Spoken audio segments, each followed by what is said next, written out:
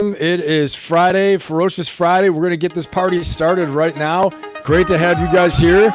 Let's rock and roll and get the party started, baby. Fire it up. Let YouTube know we're here. Let the algorithm know we're here. Optimist. All right, we got a great show today, too. Super excited about it. Get it pumped up. It is Friday. Last time I checked, we got a lot of stuff to talk about. Ferocious Optimist Podcast. Fire this up, baby. Put the damn emoji hands together. Let's get it going. Let's get it going. Gotta make sure all my other speakers are down. I got speakers everywhere right now. All right, everyone. Well, we got a lot of stuff to talk about today. We've got a great show. Absolutely awesome show. I'm going to tell you what. And there are three things that happened this week that almost nobody put together. Yes, we had Mindset Monday. Yes, we had Warrior Wednesdays, and we talked all about Iran and all that stuff. But three other things happened that I'm going to talk about. Number one, the Pentagon quietly admitted in a report to Congress that it is investigating about 100 unidentified objects that showed up in and around U.S. Navy assets off the coast of Virginia Beach. Yes, it's true. Along with two watercraft nobody can account for. Yeah, that happened. No kidding. I missed it as well, too. Hey, Buff, thank you so much, man. I appreciate you, Buff. I'm going to get right over here and give the round of applause in a second here. Let me get through the opening. Thank you so much. And number two, a lot of people talked about this, but we're really going to dial in to the real details here, okay? The House passed a $1.15 trillion defense bill by 4 votes, 216 to 212, and it refused to let its own members take a separate vote on the one section everybody was fighting about, okay? You all heard about this. We were sold out, this and that and the other thing. We're going to really dial in and see what happened, what it's about. Was there a sellout? Was it not? Okay? Or is this just people trying to, make some money and do a little grifting and a little bit of rage baiting and all that stuff, okay? So we're going to talk about it. And number three, the man who wants to be your attorney general sat down with the Jeffrey Epstein survivors and they walked out and asked 2 Republican senators to sink him, okay? A lot of bad blood right there. We're going to talk about that. I promised you we'd get to Epstein a little bit more this week. We're going to do it. And we're going to deep dive into this, okay? Different stories, same question. Who is actually making the decision, okay? And who is allowed to see it, right? So real quick, before we get into anything else, I'm going to give a big round of applause to Buff. Buff real quick. Everybody put your hands together, emoji hands together for Buff. Thank you so much, Buff, for your support. Appreciate it. Set it off right away, baby. Appreciate you. Absolutely awesome. All right. Put those emoji hands together. Let's let YouTube know we're here. Let's let them know we're here, okay? Let them know we're here. We're going to be here all night having a great time. This is going to be a benathon. I think almost without a doubt, I'm predicting by what I have here that this is going to be a benathon, okay? And if you're new here and you don't know what a benathon is, that's when we go over the 3-hour marker, all right? But welcome to Ferocious Fridays for all of you, especially if you're new here. Welcome to the best chat in YouTube. We're going to do a big round of applause for our chat here in a second. But here's what you're going to get in the next 2 to 3 hours. First of all, we're doing something that I've never done before in this program, on this show, okay? If you're new here, you're getting to see a real treat tonight. But for all of you who are the veterans, my awesome, amazing, best chat in YouTube, you guys, we are going to do something groundbreaking, something new, okay? You're going to get a vote. In Act 1, what I'm calling now, we're going to do is the Ferocious Face-Off. I'm going to put 3 names on the screen, three names I'm going to talk about. 1 face on the screen, each of their faces, and you're going to decide who's going to win, okay? So we're going to be highly interactive tonight. It's going to be a great time. You're going to decide who's going to get to win. No expertise required, no essay required, 1 letter in the chat, okay? It's going to be a great time. But I started digging in on some different people. I'm like, ooh, that's an interesting story. Well, that's an interesting story. This is an interesting story. And I said, you know what? I'm going to do all of them, and I'm going to compare and contrast, and we're going to have it like a segment, okay? Then you're going to get the truth. We're going to go inside the war room, and I'm going to separate from what is confirmed from what's just hearsay and what people are making up, okay? And what is hype on anywhere from the Epstein Files to Section 219 to the National Defense Authorization Act of 2027. U.S.-Israeli defense relationship, and the Iran war, and the talk of ground invasion that has recently been spiking back up, even after our live stream on Wednesday, even after Warrior Wednesdays, this spiked back up again, okay? And I see more and more people talking about a ground war. Now, you guys are very well informed because we've talked a lot about the ground invasion, what it would take, what will actually constitute the indications and warnings that that's going to happen, okay? We'll talk about that a little more too. But we are going to talk a little bit more about UFOs, UAPs tonight because, again, like I said, 100 unidentified objects that showed up and around U.S. Navy assets off the coast of Virginia, okay, Virginia Beach area. And then we're going to get to brief a little bit at the end, as always. We're going to finish in the Ferocious Lounge. The new name is the Ferocious Lounge, okay? We're going to have, formerly what was known as the Leadership Lessons of South Park. So get ready for that. Stick around for that.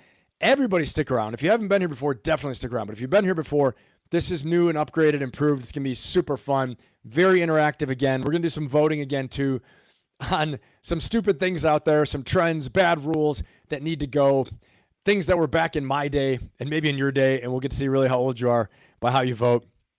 It'll be America's weekly group coaching, group therapy session, actually, for everyone that has ever screamed at self-checkout machines and things like that and QR codes, okay?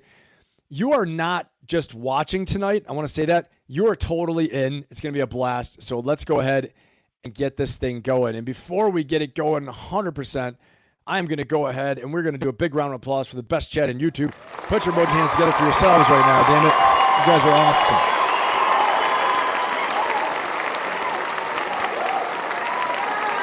All right. And I also want to put a big round of applause for all of our members right now. All my members, I appreciate your support so much. Thank you. It means a lot. It helps the channel, and it helps to keep it going. It helps us to grow, okay? So thank you. Big round of applause for all our members.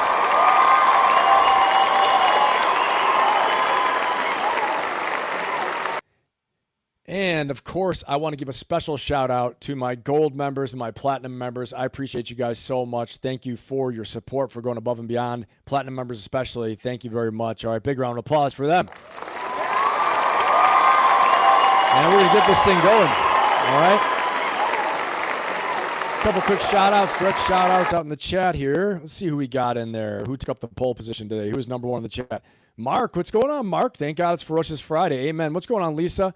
What's up, Lady Ann? Lady Ann, I did not find that email, but we will resolve it. We'll figure it out, okay? I looked and looked. I don't know. Sometimes the email, you know, it gets eaten. So we will definitely, I'll definitely hunt it down, though. We'll figure it out. Let's see who else is here. You guys are early in there. Jasmine, what's going on, Jasmine? Good to have you. And we got, let's see who else here. Buff is here. What's going on, Buff? Great to have you, Buff. We got a new member, SRP Valkyrie. Awesome, SRP Valkyrie. Big round of applause. SRP Valkyrie just updated and just upgraded to gold membership. Thank you very much. Great. Welcome to gold, SRP Valkyrie. Awesome. You're a friend of the Pappas channel. I love it. Awesome, guys. Hope you're setting a trend right there. That is fantastic. All right, we are rolling. What's going on, SRP Valkyrie? Checking in. You may be here for this, but I also have dinner plans. Okay, that's all right. I'm glad you're here right now, and thank you for upgrading to gold membership. Great to have you. Who else is here? Matt Byrne is here. What's up, Matt Byrne? Good to have you. Six's mom is here. Aloha from Kauai. Awesome. Kauai sounds really awesome. I want to get out there sometime. Let's see who else is here that I didn't shout out yet. We have got a couple other people. All right. Super Slam's here. What's up, Super Slam? Let's get right into this, guys. Guys, you're going to love this. I am super pumped about this first segment, okay? And I think you're going to have a great time. So let's go ahead and get into this. We are rolling into a new segment right now, and I want you to get excited about it, okay? It is the Ferocious Face-Off, damn it. Let's do this, Ferocious Face-Off. You're going to have 30 seconds to decide, okay? We're going to have 3 contenders, and we're going to have 1 decision. You're going to be the ones to decide. I'm going to give you some color commentary. I'm going to give you their background. I'm going to give my weigh-in at the end for what I think, okay? So I'm going to introduce all 3. Each one's going to get a letter, right? You're going to put the letter to vote for them. When I say vote, you type in that 1 letter. Pretty easy. And you're going to get about 20 seconds extra to catch up while YouTube kind of updates the chat and we see who's who and what's what. Then we're going to read the room. Very highly interactive tonight. We're going to make this a friggin' party, have a great time on Fridays. We talk about a lot of serious stuff all week, Mondays, Wednesdays. Today, during the second act, we will as well, too, okay? But we're going to fire it up this first hour and the last hour. The majority of tonight is going to be a good time, having fun, letting loose, because it's freaking Friday, and you guys deserve it. You're working hard, making ends meet, to advance, to make a breakthrough, to kick ass, all that stuff, all right?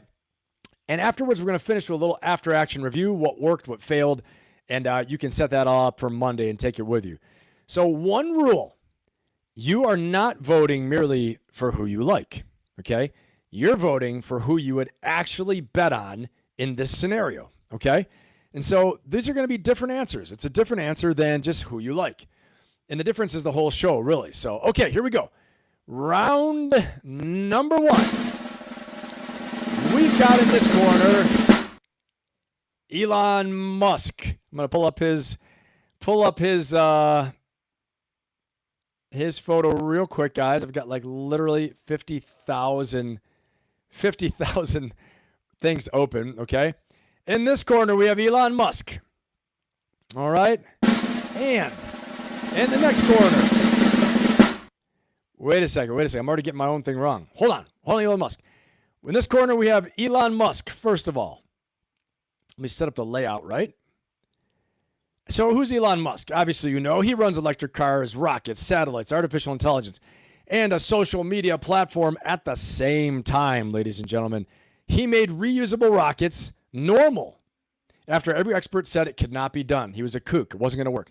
He gets more out of people than they know that they had in them, all right? Here's the catch, though, too. He also burns some of them down to the ground to get it, okay? Highest ceiling in the world and the highest variance, right? We don't know sometimes what's going to happen. Can you survive his weather for 3 years? So this is it. The question is, who would you hire to run your company? The question is, who would you hire to run your company? Number one, Elon Musk. We just said him, okay? Number two, get to the next one. Ooh, and who is this guy? Well, let me tell you who this is. This is Satya Nadella. He took over Microsoft that had missed mobile, missed search, and was famous for knifing people. Okay, people knifing each other in meetings. Horrible, backstabbing, terrible leadership, right? He bet the company on the cloud system, and then bet it all again on AI. Believe it or not, Microsoft is cutting edge on AI. And he turned a culture of a bunch of know-it-alls and nerds and geeks and jerks into a culture that learns it all. He changed the culture. He put some humility into it, okay? The real catch is, though, he's kind of, he's the boring answer, right? A little bit boring. Nobody makes a documentary about him. You probably don't even know who he is until I put him up here right now. I didn't know who he was, okay? Until I did some research on him last fall. I was trying to look at who I should present to you guys. I chose Jensen Huang, frankly, over Satya Nadella. But boring compounded into one of the most valuable companies on earth. So again, the question is, who would you hire to run your company? Okay, sometimes being exciting and being charismatic isn't the answer. Sometimes being boring is. All right? So that is Satya Nadella. If you vote for him, put an S. If you're voting for Elon Musk, you're going to put an E. Okay? And in our third corner, believe it or not, we have three corners. In our third corner is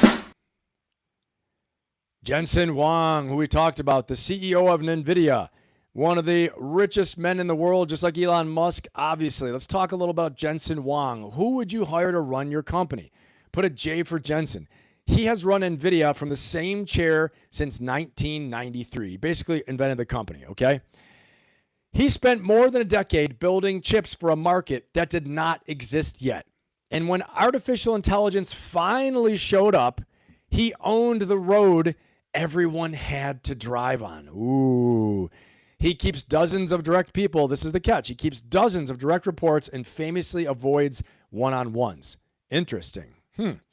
Total exposure, total pressure. Okay? No place to hide, including for him. Who would you hire to run your company? You've got 30 seconds. E for Elon Musk, E for Elon Musk, S for Satya Nadella, J for Jensen Huang. And we have another big round of applause for Buff. Buff, man, you were coming off the top rope, brother. I appreciate you. Thank you so much. I'm going to go ahead and give you a big thank you, and then we're going to do this again with another big round of applause for Buff. Guys, you got 30 seconds to answer. I'm going to put on some music here in a second. When the music's done, the music stops. and then we got to put up the answers, okay? And we're going to read the room and see what you guys voted on. Big round of applause for Buff while you're at it. Put your emoji hands together. Woo! Thank you, Buff. I appreciate you. You are a friend of the Ben Pappas Show and the Ferocious Optimism podcast, my friend. Thank you very much. All right, guys, we're putting on a little music right now. And when that music's over, the voting's over. Fire it up. Let's go. Let's see what we got. Usually it's the end of the show, this music. But don't get concerned. Okay, we got Lady Ann's got a J. SRP Valkyrie's got a 0. Nobody. Unless I'm reading it wrong. My eyes are going crazy. Let's see. Raise the pressure, raise the tide. I didn't even get to read what Buff said. Well, Buff said, no, Mr. Ben. We need to set a record 8-hour stream. We need to set a record 8-hour stream. I hear you, Buff. Hey, maybe we could do it. Maybe today's the day. You never know. If you guys stick with me, then maybe we'll do it, okay? Let me see. I'll have to do a bathroom break probably. So will you guys. All right, let's see what we got here. Music's over. Thank you, Buff, again. I appreciate you. Lisa Jones has Jensen Huang. Lots of maps, Lady Ann. Garen Bear, what's going on here? They're not good choices unless you want to make money without building all egos. Okay, Lady Ann says J. Jensen Huang. Lisa Jones, J. SRP Valkyrie says nobody. Paul says all trash people, in my opinion, Ben. Giving us a choice. That's the point, Paul. The point is you still have to vote. This is the point of it. Damn it. All right. Larry says E. Elon. Oh, man. Mark says E. I'm sucking up for the bonus. Amen to that. Let's see. Okay, who else? Who else got a vote in here? All right, guys, that's the vote. Right now, we have a tie. We've got a tie between Jensen Huang and Elon Musk. Oh, Larry Tinsley puts the E. That might be the breaker for Elon Musk. J, Six's mom, Jensen Huang. And an E for Buff. We're almost there. Let's see. Oh, man, Elon Musk. What's going on, Ruby? Good to have you here. Elon Musk has fully won now. He's got 1, 2, 3. And you got to vote for somebody, Paul. Just put someone in there. Pick your poison. And we got 1 J, 2 J's, 3 J's. We got 3 J's, and we got 4, 5. We got 5, 6 Elon Musks. All right, 5 Elon Musks. And Alexander voted. Alexander Aguilar. Hey, Alexander, what's going on? Matt Burns says E. Jasmine says E. We got a lot of people for Elon. And the winner is, ladies and gentlemen, the freaking winner is, if I can find the spot here, the winner is Mr. SpaceX himself, Elon Musk. Big round of applause for Elon Musk, damn it. He's leading us into the next century, taking us to Mars. Elon Musk, give me a job. Sponsor the channel, Elon. And I get to take all of our core community with us. $1 million bonuses all the way around for everybody in the chat. How's that sound? That sounds pretty good, doesn't it? Let's see if we can get this going. Well, Elon, you just received a prize today, a big award from the channel. And, I just think it would be fitting if you did maybe give everybody, at least a few $1,000, maybe at least 100,000 for everyone in the chat right now, and kick a little something for the channel too. I think that sounds like a good plan. All right, everybody, we're moving on. Now, here we go. Okay. I'm going to ask you guys this.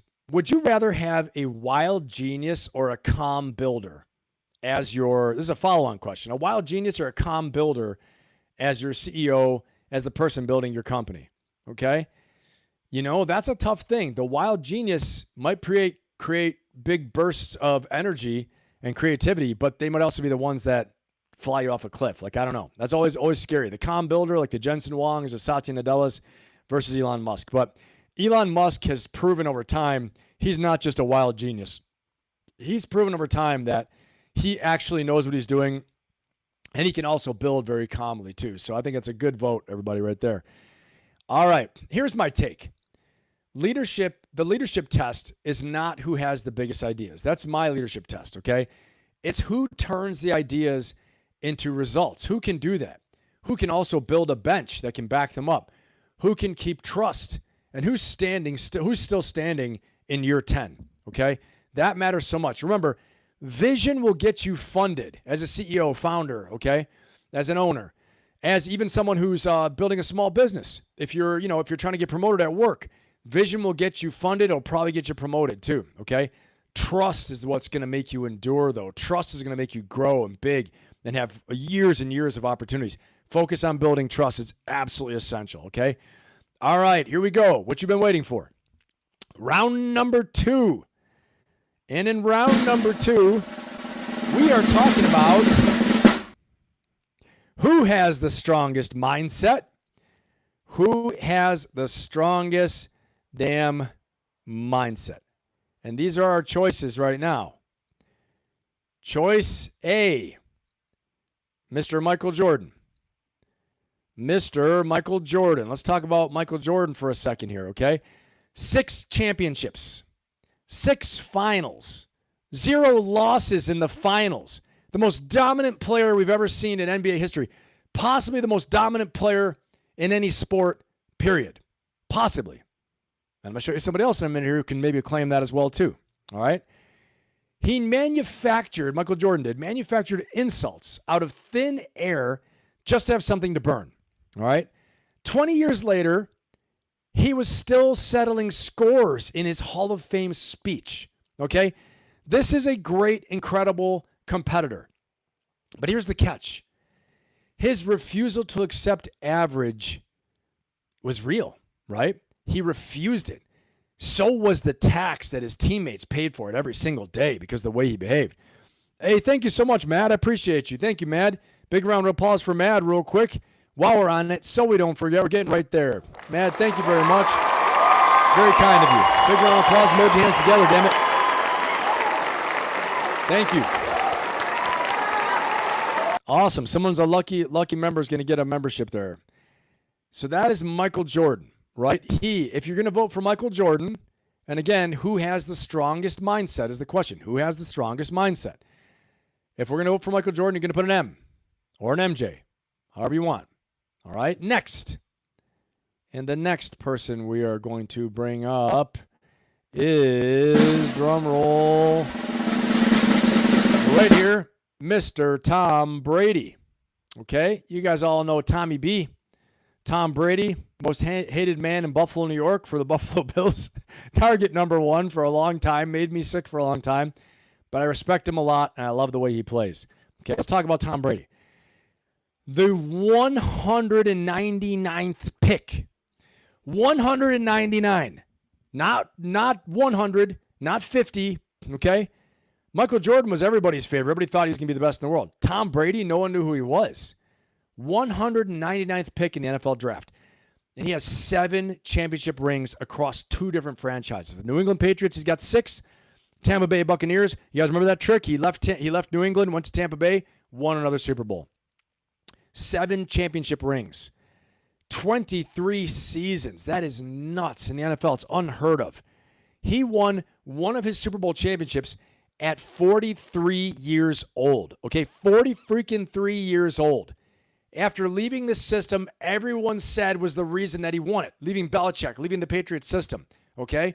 Everyone said it's Belichick in the system. It's not Brady. And Brady said, yeah, I'll show you. Hey, Garen Bear, thank you so much. Appreciate it. Jordan beat down NASCAR in court. Nice. Nice. Thank you, Garen Bear. Appreciate you. Big round of applause for Garen Bear while we're at it. Thank you, Garen Bear. Appreciate it. So Tom Brady. And we're voting on right now who has the strongest mindset, okay? Here's the thing. Here's the catch with Tom Brady. No real fireworks, just preparation, diet, sleep, all the things we talk about here in the channel on Mindset Mondays, right? All the things I talk about in the Ferocious Optimism coaching program, okay? I mean, I talk about some Jordan stuff too, make no mistake, getting fired up and, creating competition, stuff like that. But preparation, diet, sleep, and film for 2 decades, a total dedication, harnessing every bit of his energy and his abilities. Tom Brady was kind of, in a way, boring on a scale most people can't physically tolerate, but he won. Sometimes, winning isn't sexy. Sometimes it's doing the small things, the boring things, taking the high percentage shots, not swinging for the fences every time. When you swing for the fences every time, you might strike out. Tom Brady was the one famous for checking down the ball. He always had a long route option he could go for, but he'd never go for it. He'd have 3 or 4 different crossing routes, check downs, running backs. He was famous for giving a little 3-yard pass and turning it into 8 yards after catch, okay? So again, we're voting on who has the strongest mindset. Now, our next person here, our next contender in the next corner is also really badass, right?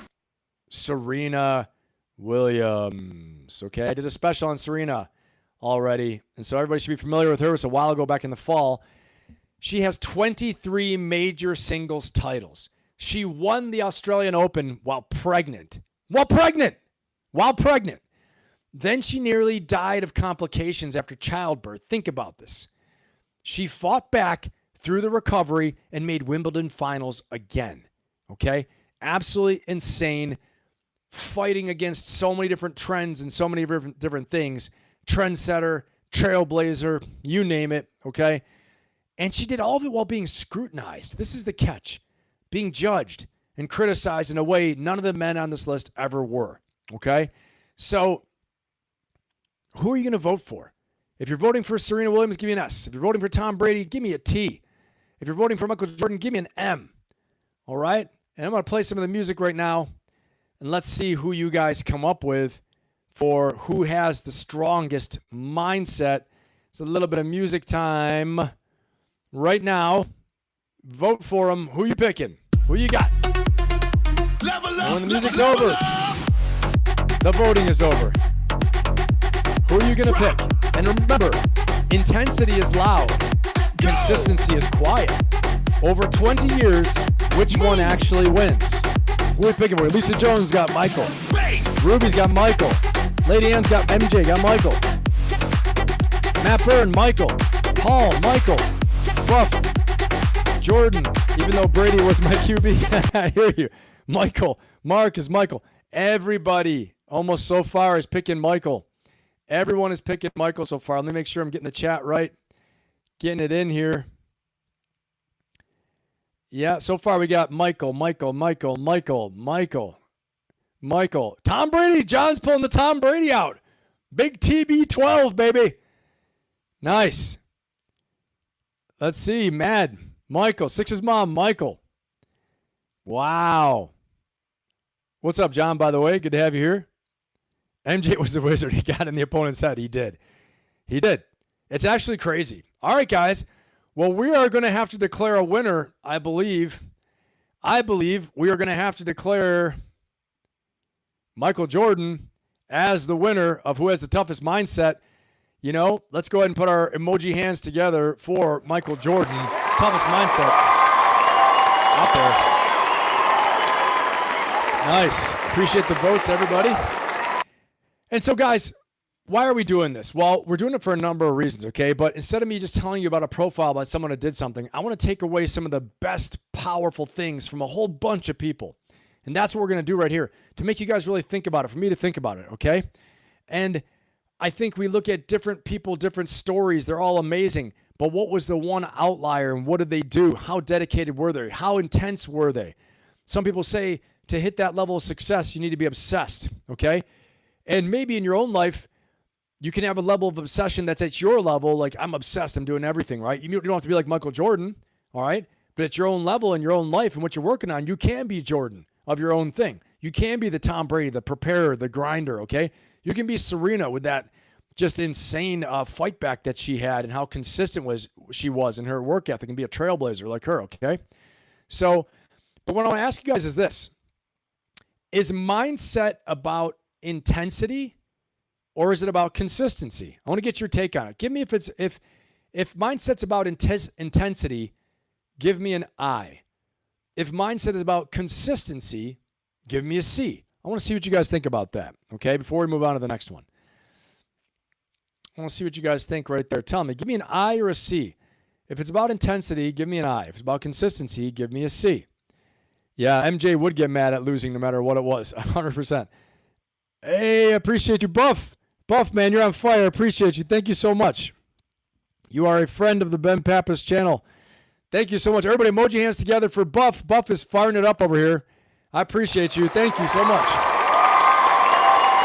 Big round of applause, everyone. Buff is going absolutely above and beyond, and a platinum member. Buff, you're going above and beyond. I appreciate you. Thank you. Thank you so much. All right, guys, so give it to me right there. Okay, C, Lisa, consistency. John, consistency. Mad, consistency. Mark, I, Ansi. You need both. And that's the secret of Michael Jordan, isn't it, Mark? That is the secret. Gary and Bear, I, intensity. Wow. Oh, yeah. I know, guys. And don't forget, in our poll, we've got our poll here. Should we put extra focus on the Epstein Files? We're going to talk about that later, about an hour from now, okay? Should we put extra focus on the Epstein Files until it's all put out there? Yes, this is the biggest issue. No, I don't care. Yes, more focus, but not total focus. Okay, awesome. Put a vote in there. Lady Ann says, see, it's consistency. All right, guys. And again, I appreciate your support tonight. Thank you very much. And Buff, thank you. Appreciate your support. And everyone out there, appreciate you guys. All the likes, subscribing, sharing. Guys, share it. Spread it out there tonight. Get everybody out there. Let them know that we're here. Let them know we're on here. And we're having a friggin' takeover, okay? To join the movement, we're going to spread this. We're going to grow it. We're going to get people in here and continue to grow the best chat in YouTube, all right? And if you're not a member yet, please consider joining. Would love to have you in there. It'd be absolutely awesome. I'm going to have more and more members-only videos and doing more and more members-only things as well, too, as we go. But a lot of the videos, I hold them open to everybody while they're live and usually for about 2 weeks afterwards, okay? And then especially the Monday Mindset Mondays are going away into the members vault, okay? So if you want to have access to those all the time, they will be in there and join the membership. All right, guys, let's keep on rolling because we got another one now. You guys having fun? Give me a fire symbol in the chat or a 1. Give me a 1 or a fire symbol if you're having fun. I'm having a lot of fun right now. This is a good time. So we got the next one. We're getting ready to roll. Next, who deserves the biggest comeback? Guys, those two were warm-ups. This is big and the next one's big, okay? This is time to get your friends in here. Who deserves the biggest comeback? Okay? Let's go right in here and let's talk about this because we are going to examine a few people who deserve possibly the biggest comeback. And I'm going to key this up for you guys right now. And here we go.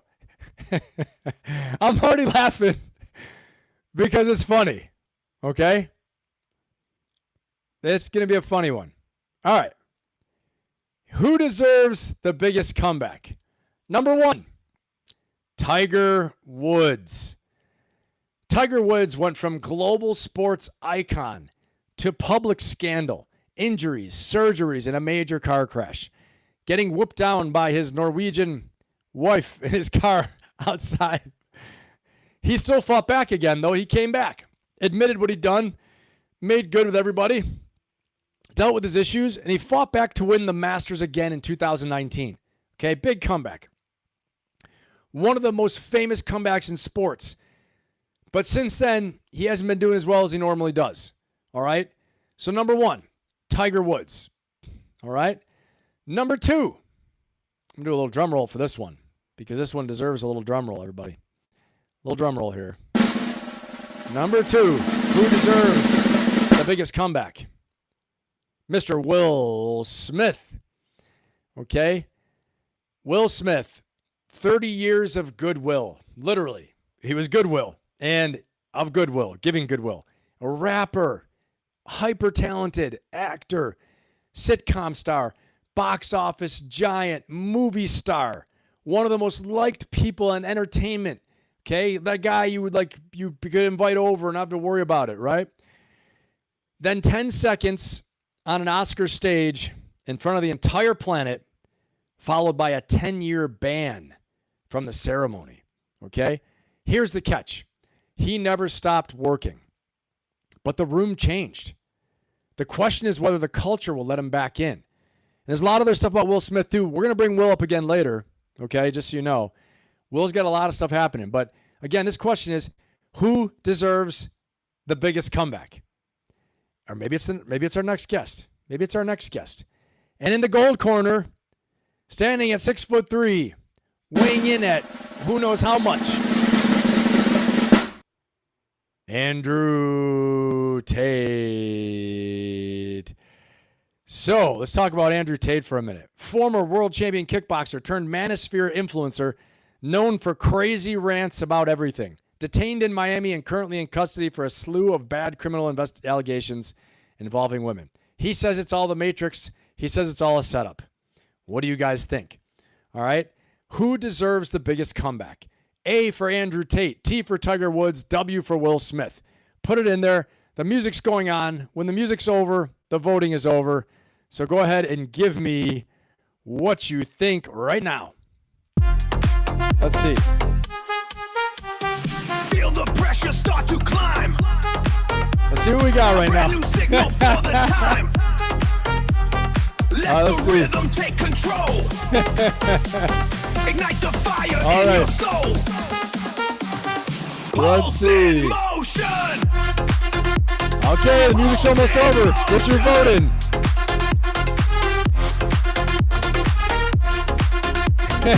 Super Slime, I don't know, man. He got whooped down.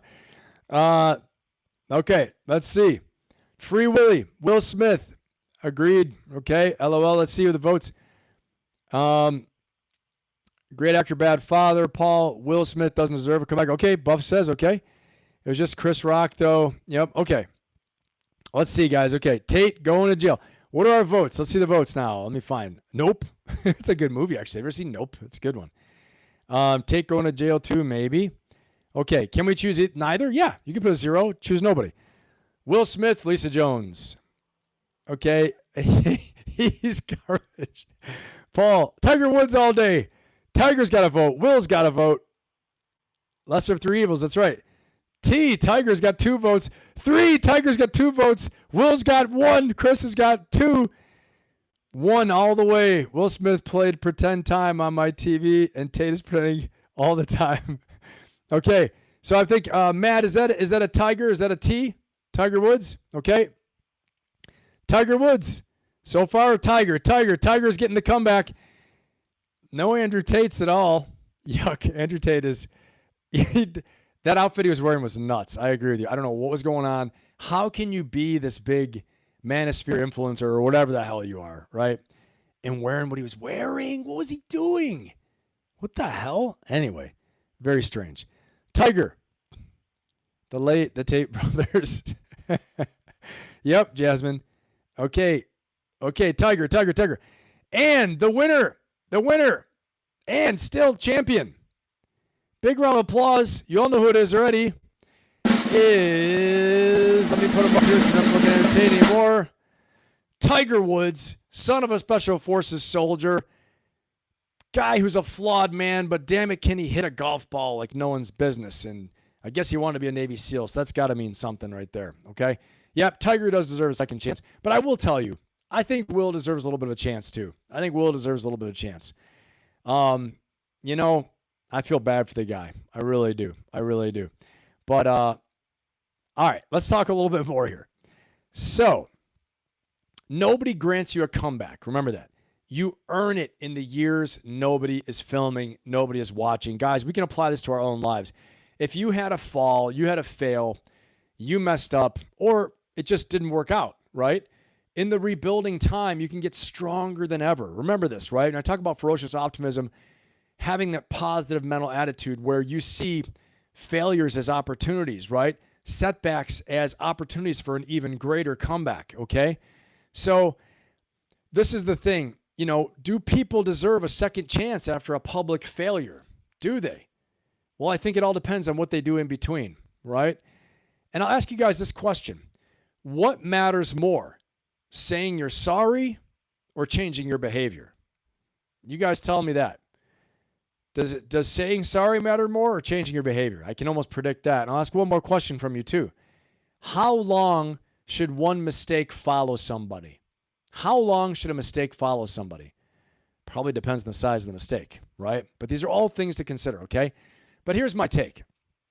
A real comeback is not a press release, and it's not an apology tour, okay? It's changed behavior, making amends, saying you're sorry, making up for the damage you've done if you did any, okay? This is real talk, right? Making amends is real. Apologizing is real. Trying to make up for things. But I will tell you this. After you've made amends, after you've apologized, after you have gone about with humility to try to correct what's happened, you know, and correct the record, whatever it is, you have to then drive on. Because sometimes, I'm going to tell you right now, There are some people out there who will never accept any apology you've given them. Give me a 1 in the chat if you've seen this before. If you've seen somebody who's just so bitter, and it couldn't have been in your life, could have been something you've seen on TV, something you watched in your family, in your friends, someone who, you say, hey, I'm so sorry that happened. Maybe it wasn't a big deal. And someone's like, well, you wouldn't have done it if you were sorry. Well, how does that make sense? People make mistakes, right? And if it was an intentional wrongdoing, they can try to make up for it. But there's some things sometimes you can't please everybody, and some people you'll never be able to please, okay? So after you make your effort to make amends, a real effort, you have real remorse, you move on, okay? You got to protect yourself because this isn't the end of the line. You don't get to vote when the game's over. You know what I'm saying? Okay? So this is where the ferocious optimism comes in. Super Slam, you've seen it. Yeah, I've seen it. Mad's seen it. Yep. Garen Bear, you've seen it. Lady Ann, right? What's up, Juan? Good to have you, man. Yep, Lady Ann's seen it too. Yeah, it's just crazy. Behavior change. That's right. That's right, exactly, Lisa. Okay, good to have you here, Juan Wick. Awesome to have you, man. Watch the replay after. It's going to be a good one. It's going to be a really fun one, okay? So that's the thing. Now, we're going to come back to our friend in a minute here, okay? So here we go. This one's one of my favorite ones for tonight. I'm not going to lie to you. Here we go. The next question.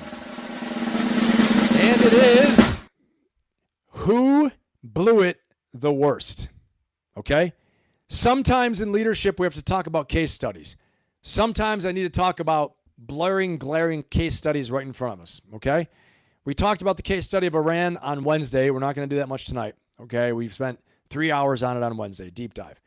We could make the whole show about that right now, who blew it the worst. That's easy, right? We could talk about that pretty fast. But out of these choices I'm giving you right now, darn it, who blew it the worst? So check this out. Here we go. Stand by. Hold on. Don't go anywhere. Let me find my drum roll. Stand by. Who blew it the worst? Is it Will Smith? Is it Will Smith? Maybe. Let me tell you about Will Smith a little bit in this case, okay? I'm going to say it again. Decades of goodwill destroyed in a few seconds when he walked on stage and struck Chris Rock at the Academy Awards. Then he sat back down and accepted an Oscar an hour later. I thought it was fake. You thought it was fake. But I want to say, here's the catch. One catastrophic decision made live in front of the largest audience of his life. No plan, no exit. It wasn't fake, okay? Now, I will say something here. Who you hang around, you become, okay? I talk about this all the time, the 7 forces of ferocious optimism that I teach in my coaching membership. I teach it in my one-on-one clients. I teach it in my inner circle, okay? And it drives like pretty much everything I do in my life, organizing principles of my life, okay? Ferocious optimism is my personal philosophy. And these 7 forces, one of the most important ones is environment. Who is around you? Who's in your life? What do you listen to? What content do you consume? How are you setting your life up? What are the forces acting on your mind, your spirit, your body, okay? Something to think about right here. So, Will Smith, give me a W for who blew it worst if you're voting on Will Smith. Next, our next contestant in the gold corner is Lance Armstrong. Lance Armstrong, let me tell you a little bit about Lance Armstrong. He beat cancer. He actually did. He won the Tour de France 7 times, and he built a global charity on his own story, his amazing story of perseverance. Every title was stripped. He had used banned drugs for years, and he attacked, and he sued, and he tried to cover up, and he tried to ruin the people. This is going to come into play later during the Epstein time, and he tried to ruin the people telling the truth about it, okay? And here's the catch about Lance. It was not one bad night. It wasn't one bad slap like Will Smith. It was decades of coordinated deception, all right, with real victims among the people he called liars. He was rich. He was powerful. He was famous, okay? So if you think Lance Armstrong blew it worst, give me an L in the chat. And guys, there is a leadership lesson in every single one of these small stories I'm telling, okay? Because you know what this channel is all about. We're all about leadership, personal self-development, personal growth, self-improvement, business leadership, all those things, okay? Each one of these is a little parable. It's a little lesson to learn, okay? Here we go. Let's see who is next. If you're going to vote for Lance, give me an L. If you're going to vote for Will, give me a W. And our next one needs really no introduction, honestly. Conor, McGregor, for who blew it worse. Possibly Conor. Let's talk about it. Now, Conor's had some major victories, as have all of them, right? Will Smith's had major success, mega success, startling success, stunning. Lance Armstrong, same. Conor, the biggest draw in the history of combat sports, bigger than Mike Tyson, bigger than anybody. He turned trash talk into an industry. Then he came into legal trouble, okay? Got legal trouble, including a civil case he lost in Ireland, okay? Long stretches of inactivity and losing a stretch in the cage as well, too. And he also, got in some allegations of some bad behavior out in town, drinking, possible a lot of alcohol use, possible other use of other substances. I think he got hit up with a civil case with a girl, okay? I think that's possibly, allegedly. So the catch is this, that nothing happened all at once. There's a real price for fame and a price from the fame. But nothing collapsed all at once. It was leaked out slowly, one undisciplined decision at a time, okay? Until his talent could stop covering for it no more, and until you see the body started to break, and you saw him on recently in his most recent fight, his knee blew out, okay? It catches up with you. The stuff all catches up with you. And if you haven't built on concrete, and you haven't built on rock and on a solid foundation, when you're just covering it up with showmanship, you're covering up everything with showmanship and with talent and with, great intense feats of spectacular victories. When you can't do it anymore, people now are taking a look at who you are and what you've built. Okay? So if you're going to vote for Conor, give me a C. All right, music's coming on. Vote for who blew it worst. W for Will. C for Conor. L for Lance Armstrong. The music is coming on. Let's see what you pick. Here we go. All right. Put your votes in right now, everybody. Let's see what you got. You got 30 seconds to get it going. All right, a lot of chats in here right now. Let's see. Yeah, Paul, he did do that one ball.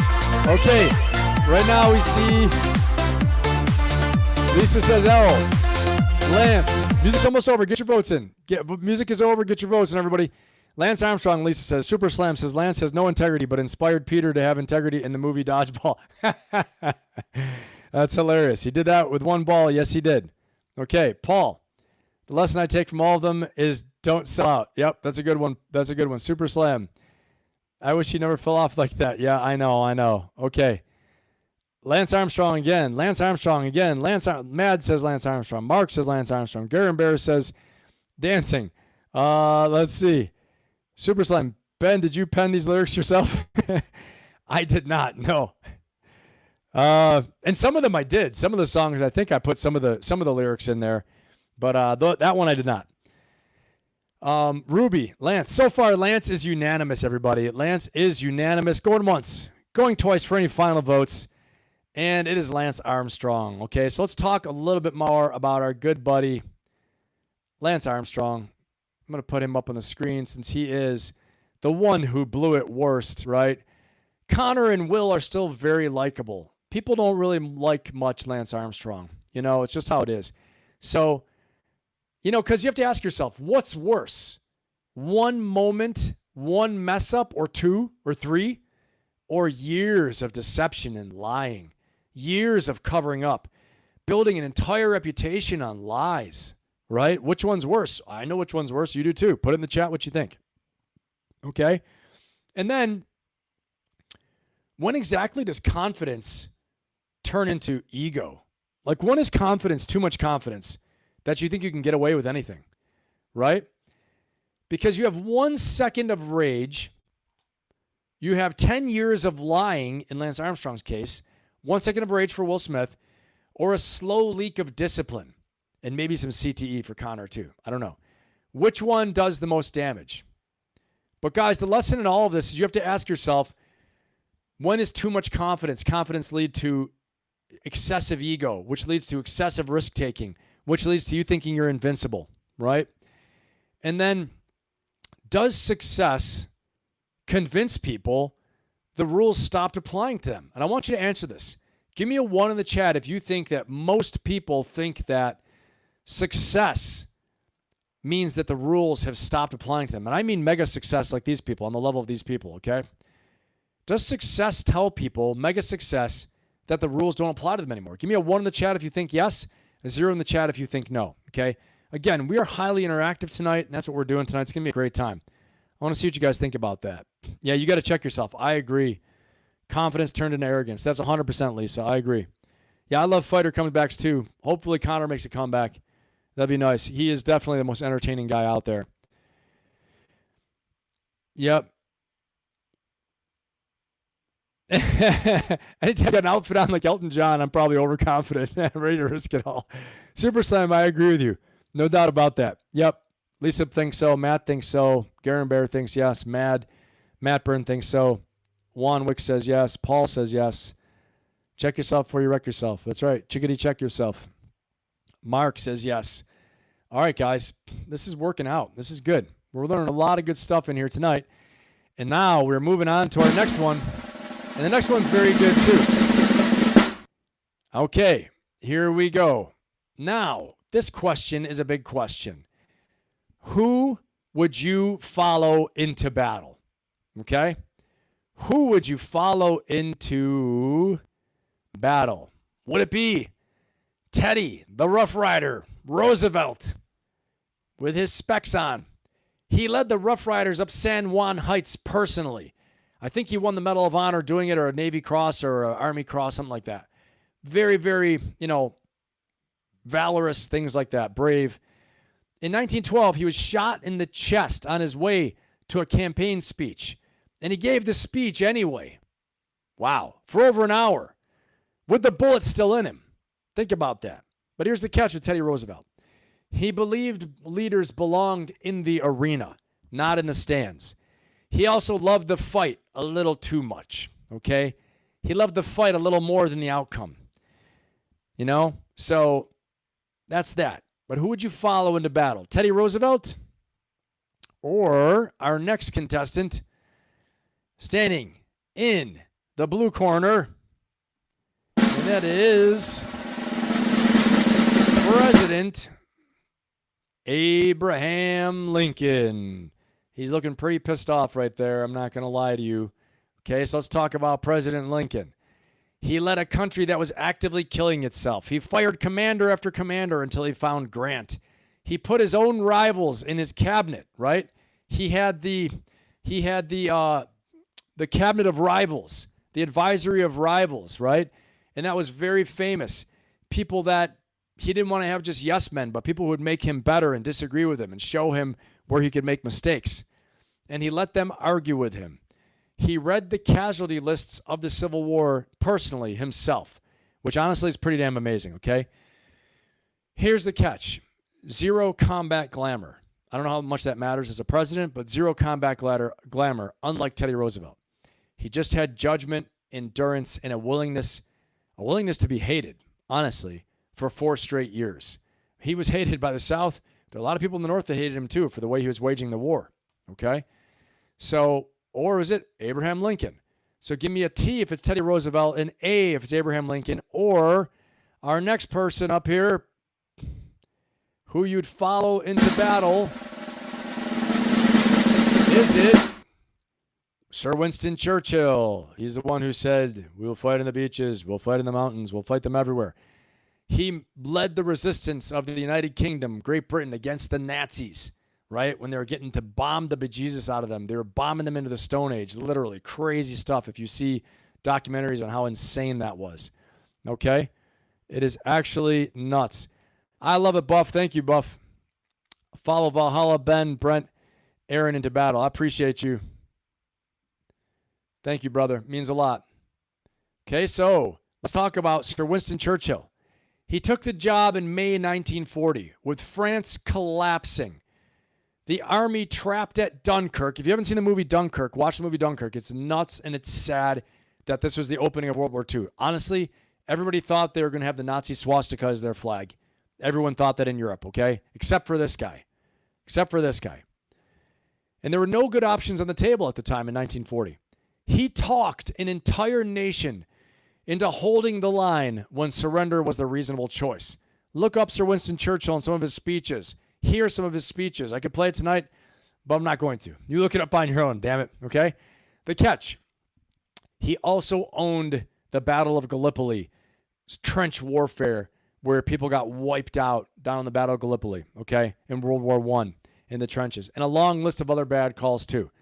He was wrong a lot, but he was right. This is the thing. He was right when it counted most. And his character and his courage and his grit, he dug his heels in when the country needed him to, okay? And remember for this, so give me a C if it's, give me a W, actually, if it's Winston Churchill, okay? So we get a T for Teddy Roosevelt, A for Abraham Lincoln, and a W for Winston Churchill. You're not picking a statue right now.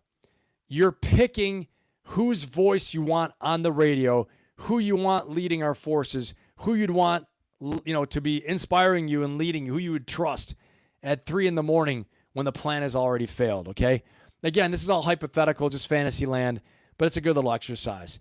So the music's going to come on now, and let me see who you guys are voting for. Let's check it out. And music's going. All right, pick it out. Pick who you want.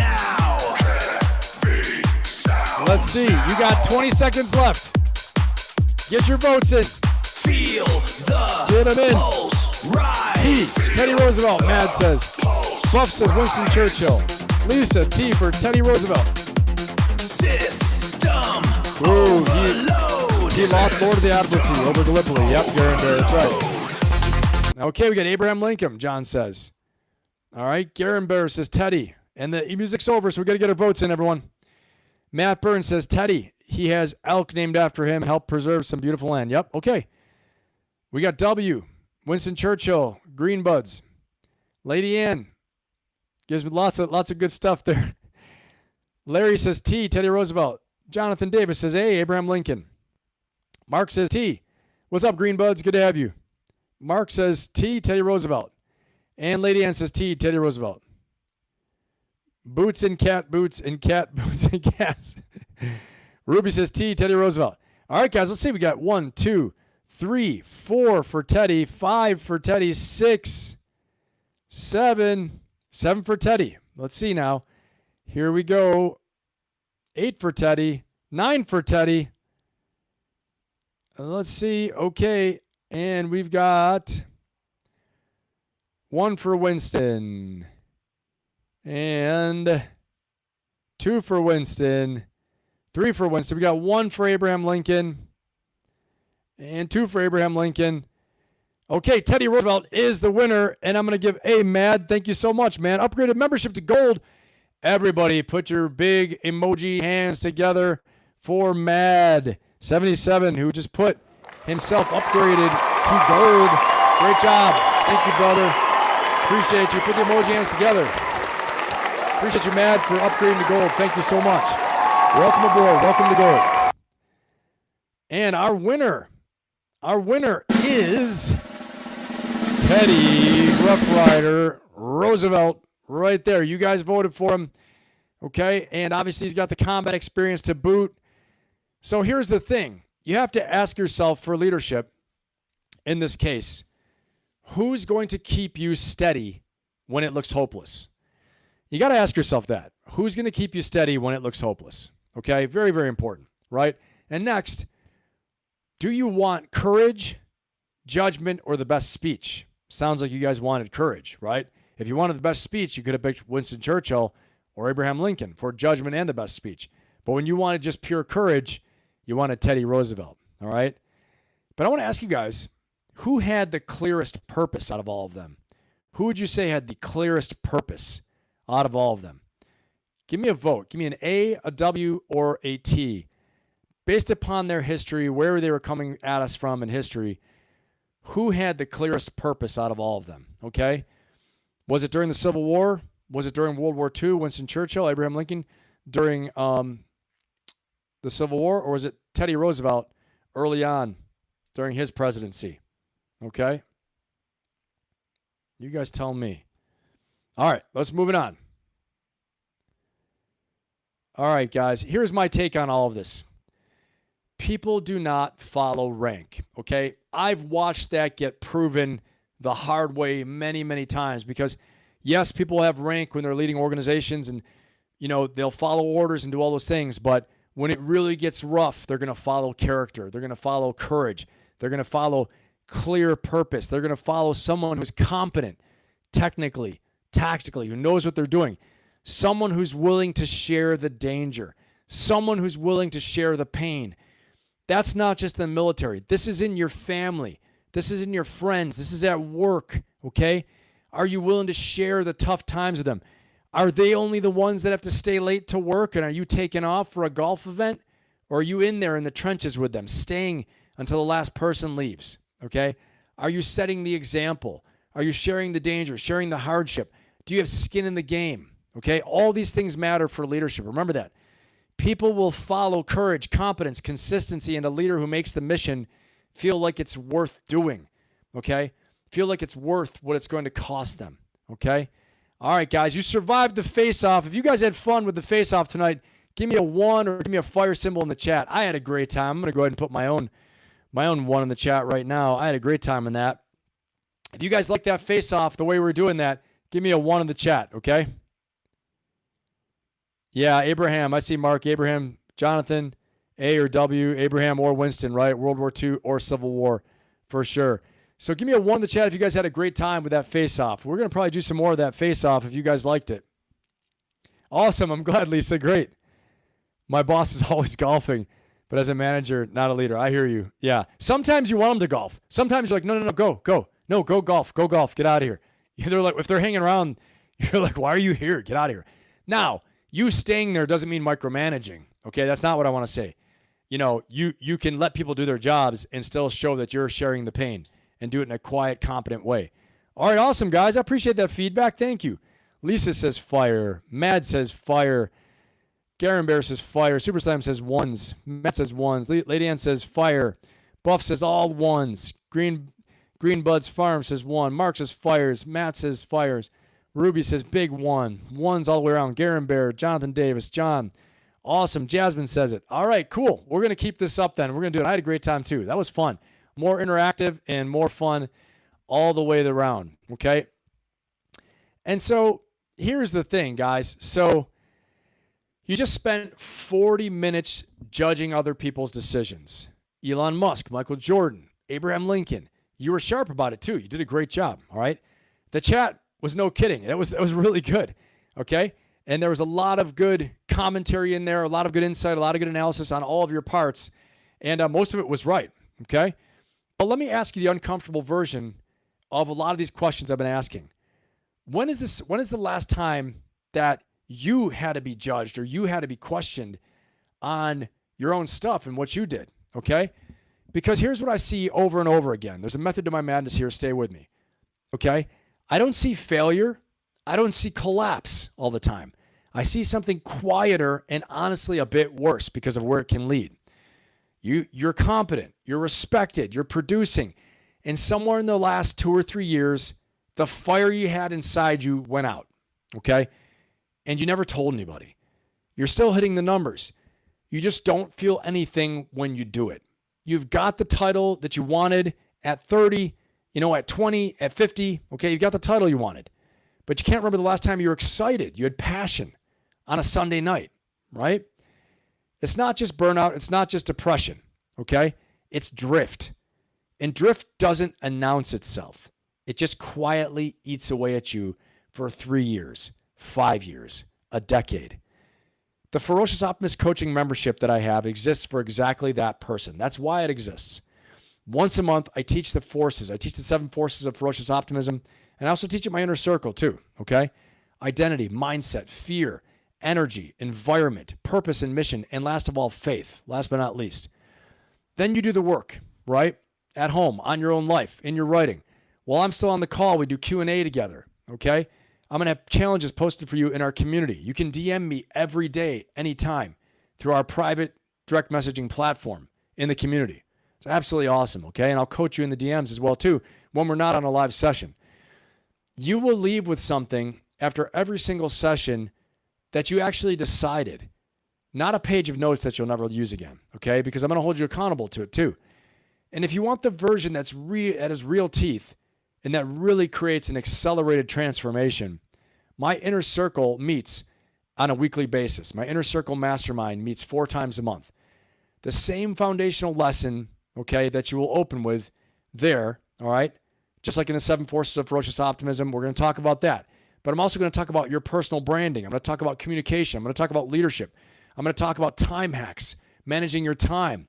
How do you make a breakthrough? Managing your mindset. But it's on a weekly basis. So it's more powerful and the change happens faster. And we're also going to do hot seats too. You in the chair with your actual situation, and I'm going to coach you in front of everybody, all right? And then everybody's going to jump in and do a mastermind discussion with you. Everyone's positive and supportive. There's some fantastic people in there, okay? And they're going to do it too. And I'm going to be right there with you every step of the way in a very positive, supportive, awesome accountability circle, okay? It's going to be a room full of serious people working on the problems you have in real time. That is where the shift usually happens. And it's not for everybody, but check it out. The link is in my bio. I'd love to see you there, okay? Both doors to this, both links are in my description. They're in the description for this video right now, okay? The link for the Ferocious Optimist group coaching membership, the monthly group coaching membership and community, is in the chat, pinned right now, okay? And you can go there, check it out. And I'm not going to talk about pricing on the stream. You can go there and see it. It's right in there. That conversation belongs on the page, not right now, okay? Go look. If it's a fit, you'll know right away within 30 seconds. I'd love to see you in there. I think you're going to get a ton out of it. And if you're watching this back on a replay, okay, at 11 at night because you couldn't make it, and you're feeling like something in your life is not sitting right, that's the moment, okay? That's the moment. If this resonates with you and you know this is something that'll serve you, take action. The most successful people I've ever seen in life do one thing, just like all these leaders we're talking about. They get up and they take action, okay? They get up, they take action, they invest in themselves, they stand up for themselves in that moment. If you don't stand up for yourself, who else is going to, okay? Don't wait till Monday. Do it now. Go do it now. Monday is where good intentions go to die. You go to think about over the weekend. What are you thinking about? If you think it's going to work for you, it's going to work for you. You've been here long enough with me and you know this is going to work for you, jump in there, get it done, okay? At a minimum, join the YouTube membership so you can unlock the vault of all my Monday mindset resets and all my lessons and frameworks that are in there. If you want to go in the deep end of the pool and really accelerate transformation, join my Ferocious Optimist group coaching membership, my inner circle, and my community. The link is inside the description, and the link is inside my bio, also pinned right here inside the chat as well, okay? Buff, thank you so much, Buff. I appreciate you. Big round of applause for Buff, and that is our transition right there into our next segment. Emoji hands together for Buff. Thank you so much, Buff. I appreciate you. You are a friend of the Ben Pappas channel, damn it. I think it might be time for me to get one of those big fuzzy mics. All right. That is the personal part, and now we're going to get to work. It's time to separate facts from fiction and strategy from emotion, but not before I drop a little bit of kick-ass music to get us our transition music. Grab a drink of water, grab something to drink, get ready to go. You can do it now. All right, here we go. Fear. All right, we're rocking and rolling. You can do it now. No All right, fear. get a little drink, fired up. It's party time. It's Friday, baby. Fear. Woo! Is it Friday? It's Friday, last time I checked. Put your emoji hands together. Rock and roll. And keep it going.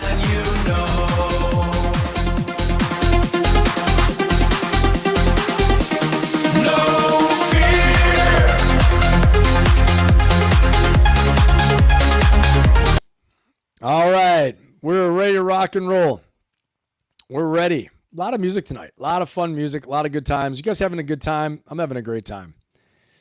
Okay, now we're going to enter the war room for a little while, okay? We're going to enter the damn war room. And my promise here never changes. I will tell you what is confirmed, what's not, what I think I know, what I don't know, what's hearsay, all this stuff like that, okay?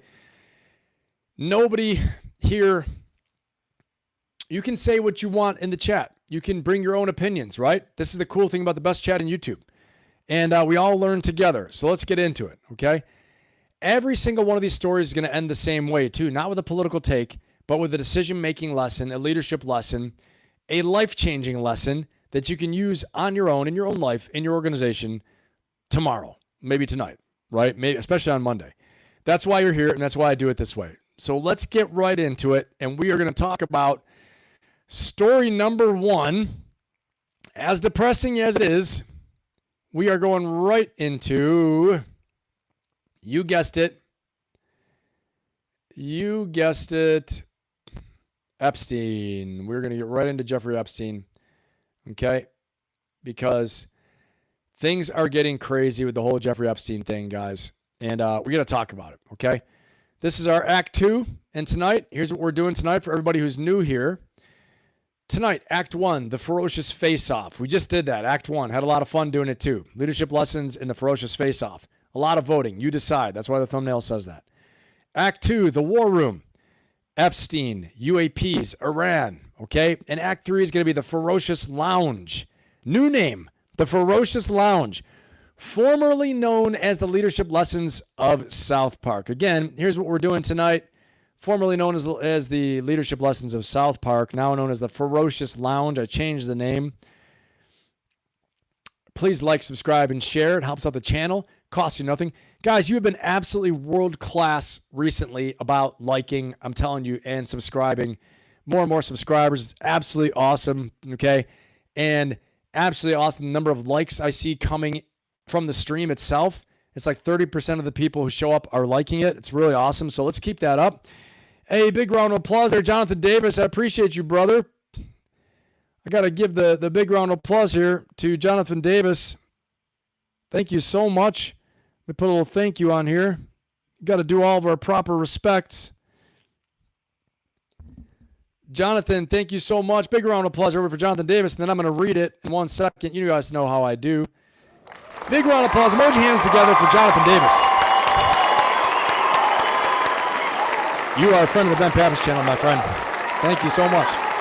All right, let's read what Jonathan has to say here. Can't figure out how to gift a membership, but here is this. Keep doing this thing, Ben. Shout out to the community. Thank you so much, Jonathan Davis. Jonathan, I appreciate you, man. It's a big help. I appreciate it. Guys, everything you guys give is a big help. Every membership, every dollar helps out, right? You guys know I need to get a fuzzy microphone at some point, right? And you guys are helping me to do that. Jake told me I got to get the fuzzy microphone. I think Ruby told me maybe I need to get one too. This is a singing microphone, actually. So it works, but it works better when you're singing, not when you're just talking. So let's keep on rolling here. And Jonathan, thank you so much. I appreciate it. Buff, all right, Buff. Dang, Buff, I appreciate you. Thank you so much. Give everyone a big round of applause for Buff coming off the top rope again. Very generous of you, Buff. Thank you so much.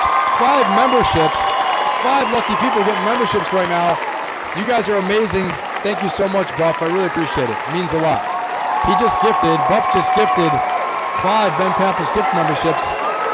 Who are going to be the lucky 5 to get those? It's absolutely awesome. I appreciate that. Thank you so much. Yes, you do. Ruby, come on. I will at some point. All right. Hey, you guys, you can remember this time last year, I couldn't even turn on the damn live stream. I was like on Instagram and live on YouTube at the same time, and I was sitting there like, oh, okay, well, trying to go live. All right, let's get into this story about this scumbag Epstein and what the hell he's got going on. Here's the thing, guys. I don't know if you heard this, but this model scout for Jeffrey Epstein was found dead at his home in Paris 2 days ago. Okay? Check this out. We're going to watch a little video right now. This is very important, though. Daniel Syed faced allegations of rape and trafficking. I guess I can't say that word. Of RAPE and trafficking in France and appeared in more than 1,000 documents in the Epstein Files. It's nuts, okay? And, oh, man, Ruby, thank you so much for the fuzzy mic fund. Thank you, Ruby. I appreciate you. Thank you so much. Thank you. All right, everyone, big round of applause for Ruby donating to the Fuzzy Mike Fund. Thank you. Appreciate you, Rubes. Thank you so much. You are a friend of the Ben Pappas channel. Thank you so much. I appreciate it. It means a lot. Thank you very much. Thanks, Ruby. That's awesome. And you guys are awesome tonight. Round of applause. Put your emoji hands together for Ruby. You are a friend of the Ben Pappas channel, damn it. Thank you, Ruby. All right. That means a lot. That's very generous of you. Thank you, Ruby. Okay, guys. And now let's get into this a little bit more here. So it's really, really crazy, but believe it or not, let's watch this video, okay? This guy is found dead 2 days ago. Appears thousands of times in the Epstein Files. Guys, they are killing off the people or silencing them who know everything about this. That's what I feel. Not just what I feel, what I'm seeing, okay? Listen, watch this. A French model recruiter linked to Jeffrey Epstein has been found dead at his home in the suburb of Colombes near Paris, according to prosecutors. Daniel Siad had been the subject of renewed scrutiny in the wake of the latest releases of the Epstein Files by the U.S. Department of Justice. For over a decade, he'd arranged for the late sex offender to meet several models. CNN's Katie Paul-Glaze recently interviewed Siad, who said he'd had no reason to believe that two women he'd recommended to Epstein had been harmed by him. So this is a recent interview, okay, just so you guys know. She interviewed him a few months ago, actually, and he was just killed. Like 2 days ago, they found him dead. Okay, it's absolutely nuts. They just found him dead a few days ago. Hey, Garen Bear, thank you so much, Garen Bear. Put your emoji hands together, everybody, for Garen Bear donating to the fund here. Appreciate it. And gifting Ben Pappas membership. Thank you, Garen Bear. Appreciate you. Thank you so much. Means a lot. Someone's getting lucky right there. Hey, Buff, and you too. Thank you so much. Big round of applause for Buff again, everyone. Put the emoji hands together. You guys are awesome. Thank you, Buff. I appreciate it. Big round of applause, everyone, for Buff. Once more, coming off the top rope. Thank you, Buff. Thank you so much. You are a friend of the Ben Pappas channel, my friend. I appreciate you. Thank you so, so much. You need the Astro 50, way better than a fuzzy mic. I need something. I got to do something, guys. It'll happen. We got to build up the funding for it. Thank you so much, Buff. I appreciate you. Thank you. And I'm going to look into that type of mic, too. All right. Usually I just text Nate and ask him what he's doing, and he tells me. That's how I got this camera I have. It was like, he told me, get this camera, get this cable. And so, if you guys remember, at one point in the war room, I was on my MacBook camera, and that was it. There was no fancy camera. Aaron, Jake, Nate all had fanciness. Jay, all fanciness. And then I elevated. I ascended. Unk ascension, as they say. I ascended. Okay, so this Epstein associate, this guy right here, okay, is found dead. Model scout. This is how they get the girls. A modeling scout who recruited women for Jeffrey Epstein has been found dead in his home near Paris, French officials have said. Daniel Syed, 69, was under investigation by prosecutors specializing in human trafficking in France, accused of R and other charges. His name appeared in more than 1,000 documents in the U.S. Department of Justice files. Okay, so that's him. Let's watch a little bit more of this video because I think it's important, okay? Even though those two women told CNN that they were indeed abused by Jeffrey Epstein. My work with him has been strictly professional. I never doubt that, because I never heard anything from anyone I introduced him who came back to me that they had a bad situation with him. Siad said he believed that Epstein was a casting director for Victoria's Secret and for a modeling agency. CNN has found no evidence to support that claim. I didn't know a lot. Okay, You're not a young woman. No, listen. So check this out, okay? So he talks about, I didn't know his background, didn't know this, I didn't know that. Now he's going to tell a little bit more about what happened, about him recruiting the girls and all that stuff. So let's listen. Good. My work with him has been strictly professional. I never doubt that, because I never heard anything from anyone I introduced him who came back to me that they had a bad situation with him. The files show Epstein paid tens of thousands of dollars to Siad. In reviewing their correspondence, we found messages like, "Cute French girl in Marrakesh," Siad wrote. "She said that she will be happy to meet you." In another, he says a woman is very polite and has potential as a model or assistant. Siad then sends a photo. "Too old," Epstein replied. So Epstein wasn't a model agent. Why was he paying you? No, he was, because they opened an agency, MC Square. He was not the model agent leading that model agency. He was a financier but was acting as a casting director for Victoria's Secret. You believe Epstein was a casting director? That's how he had been introduced and how he introduced. Okay, so you can see this guy. He seems like, clearly confused about who Epstein was. And even though he was feeding him girls for years, paid tens of thousands of dollars for his modeling services, right, agent services. And here's another little part I want to get to right now as well, okay? Sets the stage for what we're going to talk about. I am honored. One of the people Daniel Siad introduced to Epstein was Juliette. Back in 2004, she was a young model in Paris. He told me, okay, so I am Danielle. If you are interested, I can have opportunities for you in New York City. Is that country interest you? I was like, yeah, why not? Juliette had a flight booked for her to New York, where she met Epstein. She described the encounter. He asked me to undress me. So I undressed me and I kept like I always done underwear. And at this moment, he looked at me and said, oh, the bra too. He began to check at me and touch me and say, oh, no, that's not okay. Here, that's not okay. He made me turn. Here, I started to have fear. And for me, it wasn't normal. What do you think you were afraid of? So that's one of the things that we're going to see tonight, too, we're going to talk about. But he actually was known for, as he was like, he would try to get control over them by heavy criticism. Okay, so some lessons here too are that these modalities, right, these techniques of control, of manipulation, come also with put downs. Okay, this is what narcissistic abusers do. Okay, not to get too heavy into all this stuff, but I told you we're going to get a little heavy in Act 2, and then we're going to rise it back up in the Ferocious Lounge. Stick with me. We're going to laugh our brains out in Act 3. It's going to be even better than Act 1, even more fun. And lots of fun. Very funny. Okay. So, but this is one of the things he would use. One of his methods was to criticize these beautiful girls, young girls who were already models. And so they felt like they needed to please him. And he would make them feel like only he could provide them with the way forward. Only he could provide them with the answers. And so just word to the wise and a lesson to take away, remember you are worthy. And remember, you're good enough. And if someone says you're not good enough, maybe if it's skills-based, obviously you got to get better. But when they start criticizing you and the way you're made and you're built and all these things like that, can we get in better shape? Sure. If you're going into a bodybuilding competition, something like that.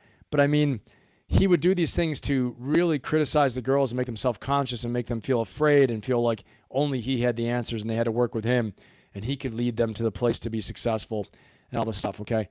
So let's get back on this, though, with his death, because with the death of this model scout, Daniel Siad, all right, people are still asking the wrong questions about Epstein, though.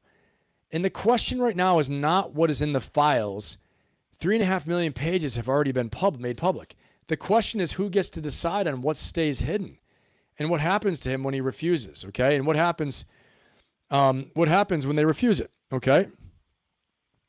Oh, man. Thanks, Jasmine. I appreciate you. Thank you, Jasmine. All right. Thank you very much. We're going to do a big round of applause for Jasmine, everyone. Put your emoji hands together. Thank you, Jasmine. I appreciate it. I don't know if I'll get to the 8-hour right now, but we'll see. You never know. Thank you so much. Don't forget to like, subscribe, and share. Thank you, Jasmine. Thank you so much. It means a lot. I appreciate it. You are a friend of the Ben Pappas channel for sure. Thank you so much. All right, and thank you so much, Jasmine. Everyone put your emoji hands together for Jasmine. Thank you, Jasmine. Guys, don't forget to like, subscribe, and share. Get people in here if you think they're going to get something out of this. And once more, thank you so much. I appreciate that. It's absolutely awesome. All right, so let's get in here. Let's check this out, because it's very, very important. The Epstein Files Transparency Act was signed into law on November 19th, 2025. Think about this. It's public law in the United States, 11938. It gave the DOJ, Department of Justice, 30 days to release. 30 days. They still haven't released it yet, okay? 30 days to release the most Epstein-related records with redactions allowed only for victims in active investigations. And it required those redactions to be explained. This has not been the case. This is not what they've done, okay? They've had tons of redactions and not said why they've redacted them. It hasn't been explained. The Department of Justice has published roughly 3.5 million pages, including a release of more than 3 million documents on January 30th, okay? We're going to talk about Todd Blanche and his interaction with some of the survivors and just how crazy it is what has happened, okay? Because there's still a lot of things to be explained, a lot of redactions that need to be removed that they haven't removed yet, okay? And on July 16th, Acting General Todd Blanche, who took Pam Bondi's place, met Epstein survivors at the Department of Justice for a little over an hour. Afterwards, Senator Tom Tillis said he would not advance his nomination without it, okay? Let me say this. Todd Blanche only met with the survivors, the Epstein survivors, because Senator Tillis said, I won't advance you. I will not promote you if you don't meet with them. On July 21st, survivors wrote to Tillis and Senator John Cornyn asking them to vote no, not to promote him for the following reasons, because he treated them like crap, okay? So from the cover-up, the killing of Dan Syed, who was killed, found dead, okay, to, I'm going to point out someone else who was recently killed too, okay, to this, control, threats, disfiguring surgery, my life inside Jeffrey Epstein's cult. This is a common theme. To now, a girl who knew where all the bodies were buried, this woman, this model, okay, a 26-year-old model found dead in her home years ago, totally unexplained, saying she died from exhaustion, okay? And both her dogs died too, by the way. Her dogs both dead, found in the bathtub with her, and she was dead. How is that? How does that work? Let's listen to this for a minute. And then there was 11 years of silence. Then the Epstein Files opened, millions of pages, and researchers coming through them found a photograph of a young, dark-haired woman standing next to someone that, if you're familiar with... Now, this is kind of scary because Epstein had women who were handlers, women who were groomers, women who facilitated his sex trafficking, okay? And this is the victim here who was killed. That's in the bottom, sitting down. And this is the main co-conspirator, okay, who's another model, who basically was a slave for Epstein. The Epstein case at all, you may recognize Nadella Marcinkova. Nadella Marcinkova was one of the 4 women named as potential co-conspirators in Epstein's 2007 non-prosecution agreement, alongside Sarah Kellen, Leslie Groff, and Adriana Ross. I've actually made a whole video about the 4 women who worked alongside Epstein, and I will link that below if you're interested in watching it. Court filings describe Nadella Marcinkova as Epstein's, quote, live-in sex slave. A JP Morgan internal compliance document in the files states Epstein reportedly purchased her from her parents at 14 years old. She was brought to America as a teenager. This is nuts, right? Already, it's more nuts than you think. Remember, truth is stranger than fiction. This story is already more nuts than we think it is, okay? The fact that documents show Epstein, quote unquote, purchased her from her parents. He purchased her from her parents at age 14. Think about this. This is nuts, okay? So poor girl in a lot of ways, okay? Obviously, not good. But this whole thing just gets darker, more evil, weirder, and stranger the more we dig on it. And now with the deaths of like Daniel Syed and other witnesses disappearing, the chilling effect, you know, the destruction of documents, lots of things going on, okay? And when I say destruction of documents, I mean the redactions. The redactions where you can't see co-conspirators. You can't see their names. And now this cold, I'm going to play this a little longer, but Todd Blanche, you'll hear from the survivors in a minute, who met them just a few days ago, met the Epstein survivors on July 16th, okay? And on July 21st, they told the senators, don't promote him. He met them and basically blew them off and like gave them no attention, acted like they were full of shit, okay? Honestly, crazy stuff. So we're going to watch it. Let's watch this a little bit more right now, though, because I want us to understand, as the files are being examined for longer periods of time, investigative journalists are piecing things together. People are piecing things together, okay? Lawyers are piecing things together and releasing more and more stories, okay? And they're connecting the dots. And I'm going to show you something else too. The travel map, okay? There's a travel map of Epstein travelers that I want you guys to see as well. Let me pull this up real quick, just as a snapshot, and we're going to look at it more in depth in a minute. But we're going to take a look at this too, the flight network behind Jeffrey Epstein's trafficking operation. Thousands of flights booked by the pedophile financier's staff connected associates and victims to a global network of properties. How can they say they didn't know? They all know something. They know. This is the friggin' thing. They know. Look at this. Look at how many flights. Okay? In some years, there were 400 flights. So, look at the traffic pattern of flights in here. Again, by the time Epstein's getting arrested, 2018, there are 400 flights in 2018. That means they're connecting 400 people in the network with 400 girls. Think about this. Or the same girl, maybe. Crazy stuff, okay? People know things. There's a massive cover-up. Let's listen a little bit more here. Teenager through the modeling pipeline, the same machine that found Katerina at 15. Nadia Marcinkova appears on more than 140 of Epstein's flight logs. She visited him over 70 times in jail. And in a 2010 deposition, when lawyers asked her whether she'd been on a plane with Bill Clinton, she pled the fifth. Asked about Prince Andrew, the fifth. Over 40 times on question after question, she said, I plead the fifth. This is a woman that is photographed next to Katerina. But let's rewind to October 18th, 2009. Jeffrey is serving his jail sentence in Palm Beach. And on that Sunday evening, an email lands in an account that has people labeled JE Jail. But I found that the actual email address... Okay, guys. So my point with all this is that people know. There are people out there who know. They know what's happened. Okay? They know what's going on with Epstein, what's happened to Epstein. They know who did what. They know who the conspirators are, co-conspirators. You can't make international flights without a passport. These people weren't all covert operatives of the CIA, okay? These weren't all secret squirrel agents that had cover, official cover, and could live by it, right?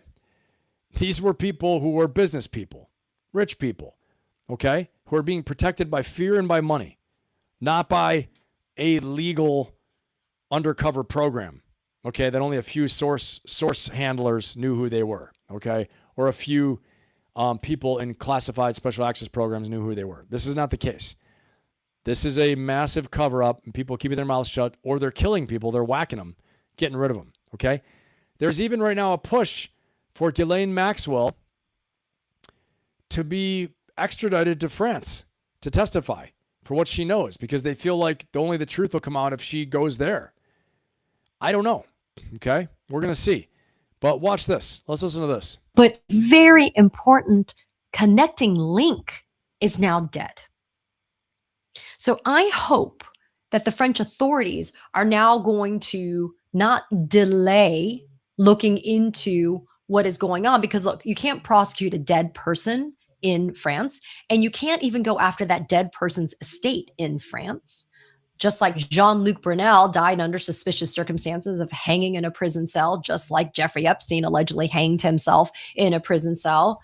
We now have Daniel Syed, who allegedly died from cardiac arrest. And remember, guys, like we've talked about before, there are, different methods out there for someone to appear.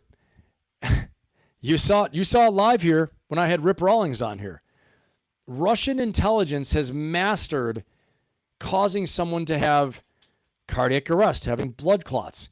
As he said, as Rip Rawlings said, if you guys remember my live from 2 Warrior Wednesdays ago, Rip Rawlings, the author, New York Times bestselling thriller author, talked about the Russian intelligence tracking him down in Warsaw and doing a mock hit, spraying a perfume bottle in his face with his wife. And it was a warning to let him know they could get you anytime they want. Okay, you are vulnerable. That's what his CIA friends told him. He told us live. The same thing here. You don't think you could hire an ex-Russian mercenary assassin through the black market, through these billionaires, to take somebody out for you and make you look like cardiac arrest? Okay? These are my feelings, my opinions, and this is a little bit conspiracy-ish, yes. But the sad thing is this. It's not really conspiracy. I'm not talking about like some aliens living under a mountain, which I guess maybe they do. I don't know. But what I'm talking about is the potentiality, the possibility of assassination happening for key witnesses, which is as old as time itself, has been happening for a long time. They're getting rid of key witnesses. They're getting rid of people who know where the bodies are buried. They're going to keep getting rid of, keep burying, keep intimidating, coercing, and chilling, making people close their mouths who know something that could connect back to rich and powerful people. As I said before, I personally don't think the smoking gun comes to the highest levels of the President of the United States. I think Donald Trump, we know a lot already about him, and I think we're going to see some other stuff come out, but I don't think it's the smoking gun. I think there's going to be a big smoking gun for a lot of other people, though, okay? Rich business people who never had any idea about being in politics. You know, I think Trump is Trump. He's done what he's done. We already know a lot of stuff about him, but I don't think we're going to find a smoking gun there on him. It probably would have already have come out, but I think there are a lot of other people that this will bring down. And justice has to be served, So, all right, quick, big round of applause right here. Let me see, who do we got in there? Jonathan Davis, man, thank you so much. You figured it out. I appreciate you contributing a Ben Pappas membership. Big round of applause, everyone, for Jonathan Davis. Let me find my stuff here. Here we go. Big round of applause. Thank you, Jonathan Davis. Appreciate you donating one Ben Pappas membership. Thank you so much. So everyone, that's what I think right now with this, okay? And let's go into it a little bit more. We're going to keep talking about it. Don't forget to like, subscribe, and share, okay? And so in and among all this stuff, these survivors are still there, and this is pointing to a massive government cover-up by the rich and powerful. Oh, go figure. Really? Again? A government cover-up? Or rich and powerful people cover up? No, Ben, really? Yeah, again, okay? And the UAP UFO thing, we talked about unacknowledged special access programs. Guys, there's a live constitutional fight going on right now because Congress wrote a law, and the law is the Epstein Files Transparency Act, okay? They wrote this law. The law was signed. A federal judge ordered compliance. And the Department of Justice said no in writing. And they asked for more time. I want you to think about that. They said no to a law. Representatives of you and me, of we the people, okay? Whatever you think about Epstein and whatever you think about hoax or no hoax, whatever you think that, President Trump will be involved or not or whatever, right? I'll tell you one thing. This is a live constitutional fight about whether the executive branch is bound by a statute it does not like. I want you to think about that, okay? It's absolute crazy town when you really think about it, okay? And so the survivor meeting that happened is the other tell. We're going to get into that in a minute here. Todd Blanche said afterwards that it was not at all cordial because there was something they wanted that he did not think he could give them, some form of justice. But he was abrasive, according to the survivors, and they called it an hour of deflection and interruption. Okay? They said he was patronizing to them. So, I'll be fair to him in a minute here, but I want you to keep on listening to Katie Fang, who's an investigative journalist and also, I think, a lawyer who's deep diving all of this. I mean, you need the French authorities to haul ass to really start investigating this because, again, time is no friend to victims and survivors of sexual assault. I also wanted to talk about the following. A former model telling BBC, to kind of underscore my point to you, she gave a deposition to the French police in June of this year as a part of the investigation that has been done into Syed. But this is what she said about the fact that he is now dead. Quote, an important link in the chain has just vanished into thin air without there ever having been a chance to recover the information Daniel Syed might have possessed, given that he was never questioned. Absolutely nuts. absolutely nuts. This guy was an important link about getting the girls to Epstein and then sending people. You saw the flight logs going into Europe as well, too. He connected them to bringing girls back. He knew where they were going. He would get word back from the girls, all those things, okay?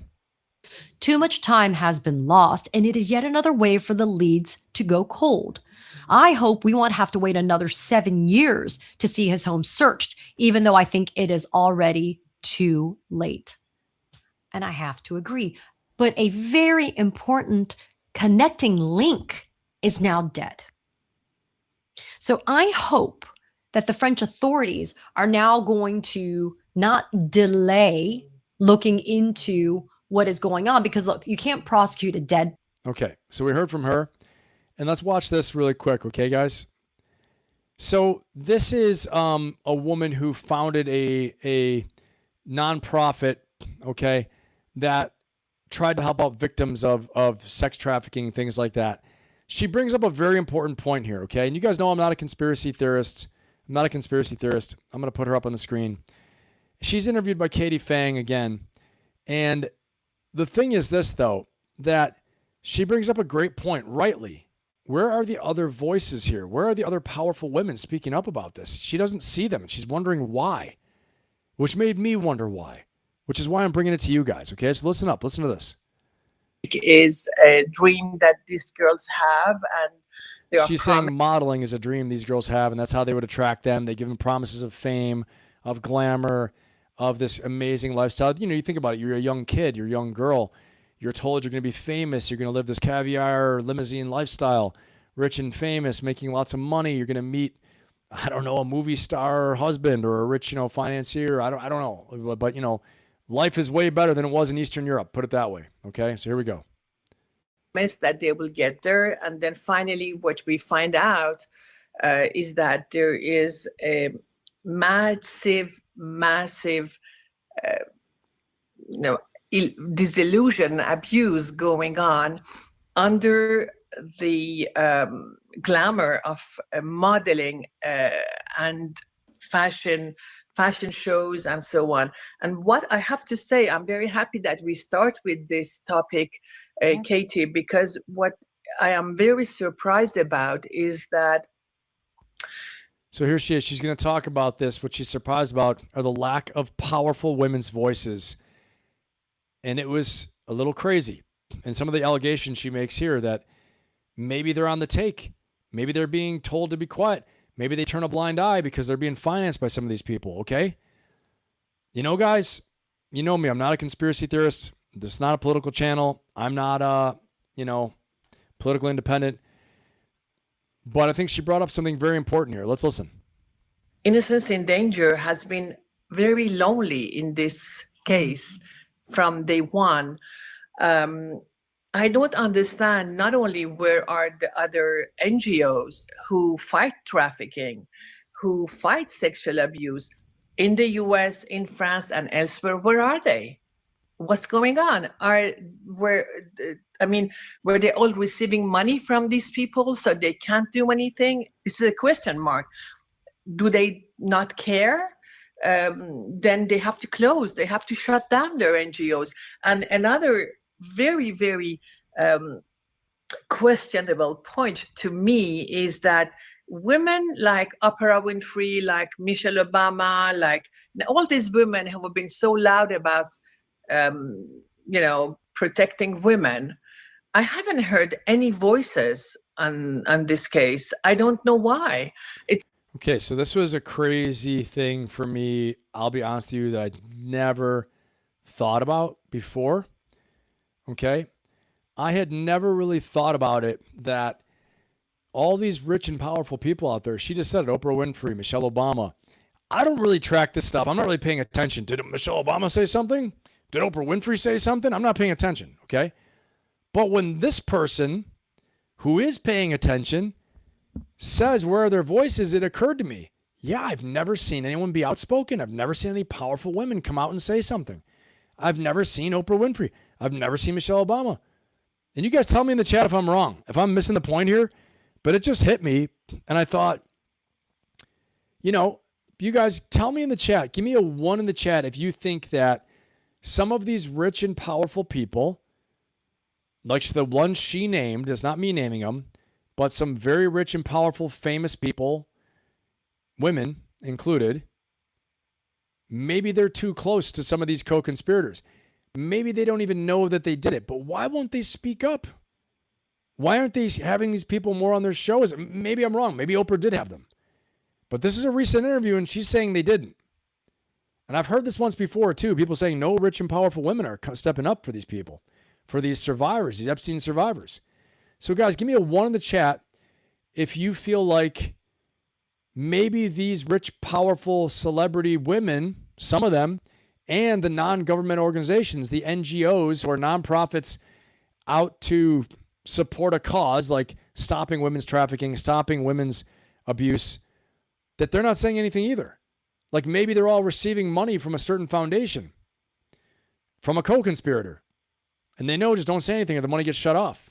Maybe a lawyer told them, don't talk about this. I want to give, 1 in the chat if you feel like they're on the take. Yeah, Lady Ann says it too. They say nothing. She's right. I mean, this. It just hit me tonight when I was preparing the show for you guys. It's like, damn, man. This is nuts. Seriously? I thought that these big, powerful women would have been the first people. You know? They say nothing. She's right. Damn, Lady Ann. Ruby says 1, 100%. Garen Bear, 1. Robin says 1. Okay, welcome, Robin. Lady Ann, they were named Oprah and right now Obama. Okay. Yeah. Oh, she named him just now. Oprah and Michelle Obama. Yep, she did. Lady Ann says 1. Matt Burns says 1. All right, guys, let me know what you think. I just think it's absolutely nuts. Absolutely nuts, okay? Let's listen a little bit more. Actually, we're going to drive on from that one because that's the point I wanted to show there. But what I'm going to ask you guys is, do you think the government has released enough on the Epstein Files? Just give me a yes or a no, okay? A Y or an N or a not sure. Tell me in the chat what you think. Yes, no, or not sure. Do you believe the government has released enough already? Yes, no, not sure. And then I'm going to ask you guys, if a federal agency ignores a court order like what's happened here, what should actually happen? What should actually happen? Right? It's nuts. But let's talk about Todd Blanche. Yeah, they didn't release enough. I agree, Ruby. No. Yep, social issue, but too politically tied. Yeah, good point, Lisa. Lisa Jones, no. And then we hear, what's her name, Melania Trump say, instead of like the Epstein survivors should be heard, instead Melania's like, I don't know anything about Jeffrey Epstein. I don't know him. And I don't know. And you guys tell me in the chat, you guys probably know more than I do. That's all I ever saw in my research. Melania came out and said was like, I didn't have anything to do with it. And I don't know that guy, but I didn't hear her coming out and saying, the survivors need to have their day in court or anything like that. Okay. Yeah. Garen Bear, hell no. No. Yep. Exactly. Jasmine says no. Belmont says no. The Diamond Dog says no. Let's see here. Okay, awesome. Diamond Dog, what's going on, man? Good to have you, brother. All right, so let's get into the survivor meeting with Todd Blanche. Because again, as I get into people being quiet, not saying anything, right? Silence, cover up, killing witnesses, chilling effect, threatening people, okay? Years after the fact, it's still happening. Disappearing of people, disappearing of evidence, redactions, covering up co-conspirators' names that are inside the files. And then Todd Blanche is forced to meet with the survivors. And check this out. And here we go. Check this out. All right? And stick around, guys, because we're going to get into the Ferocious Lounge after this. All right? We're going to have a damn good time in our third act of the show. But stick around. We're going to go through this. We're going to talk about the Iran possibility of ground operations in Iran. And we're also going to talk about the U.S.-Israel National Defense Authorization Act vote in Congress, Section 219. I had a lot of people ask me in comments, what's all the connection with all these things? And my last video is on Wednesday We're going to talk about that in detail, what it is, what it isn't, very soon. Don't forget to like, subscribe, and share. Let's talk about the story with Todd Blanche, acting U.S. Attorney General, who took Pam Bondi's place. And here's what the survivors say. He was, quote unquote, forced to be with us. That's how it felt. Blanche meets with Epstein survivors, but women say he showed no sympathy. I mean, look at the guy's face. Let's zoom in here. Does he look like the sympathetic type? Look at him. Yeah, okay, okay. I have no feelings on that, Your Honor. I have no opinions on that. Yes, whatever it takes to keep my job. Crazy stuff, man. Okay, so in his defense, I want to be fair here to Blanche because it is the harder read, right? He may be legally constrained in ways he cannot explain in a room full of victims and lawyers. Okay, let's be honest. That is possible, but that is exactly the situation where how you show up is the entire message. He could have acted sympathetic, like, I understand, I'm very sorry for your pain and for what's happened. And we're going to do our best here. Be human, be human. And I mean, what he's worried about is getting fired by Trump. Sometimes, oh, well, when you do what's right, you might get fired. Oh, well, right? When you can't give people the outcome they want, the only thing left to give them is your full attention and your full presence. At least listen and say, I can't make any promises. Okay? He apparently did not give his full presence. He was dismissive of them, and it cost him. He might not get promoted now. It cost him with the survivors, with his reputation, publicly now, and possibly with 2 full Republican senators he really needed for the vote. Okay? So let's look at this a little bit more. And let's look at what happened. Here we go. Again, Katie Fang is covering all this. Let's listen. And this was terrible. He says, and Virginia's not here. Your sister's not here to provide that testimony. I had asked him just, hey, Mr. Blanche, respectfully, like, what is it going to take to get an investigation? Like, if the goal is to open an investigation, can we understand what that's going to, what needs to take place? What do you need from us to actually open an investigation? In a moment of trying to work with him and say, listen, I'm not trying to be combative here. I hope you aren't either. What is it going to take to get an investigation opened? And he said, well, we need testimony, we need evidence, and then we need like cooperation. I said, okay, well, let me give you an example. Virginia named former Prince Andrew, and then she provided a photo, and then that can be corroborated through the files where Ghislaine Maxwell confirmed the photo was real and that indeed Virginia was in the flat. Is that not an investigative lead? The first thing he said to me was, well, Andrew's not going to cooperate. I said, that's not what I asked, if he's going to cooperate. And then he says, and this was terrible, he says, and Virginia's not here. Your sister's not here to provide that testimony. And from my understanding, and he said that I can't use her testimony. My understanding, and I had legal professionals reach out to me afterwards saying that's simply just not true. That there are ways to use her testimony even. See, I tell you, man, it bothers me so much because I feel like some of these lawyers, when they want to lie to you, or they want to fool you, they just lie to you because they know the law and you don't, and it's confusing. So you're quiet. You're like, I guess there's nothing we can do. It all seems too hard, too much red tape, and honestly, it is some freaking bullcrap, man. It is BS, total bullshit. And I think his sister is dead. I think Virginia is dead. You guys can fact check it, look it up, and put it in the chat. But I think the survivor, Virginia, I think she either committed suicide or passed away or something happened to her, foul play. I'm not sure. And that's why Katie Fang is like, what? He said that? So it's nuts, What's up, Pumpkin? Good to have you here. Let's keep watching here. Just so we can all understand what's going on. Because we've taken our eye off the ball. For one reason or another, the Iran war makes us all look. Economy makes us all look. This makes us all look. But this is the real story right here. Okay? Other stories are big too, but this one's a big one. We got to run this shit to ground. You know what I mean? We got to run this to ground.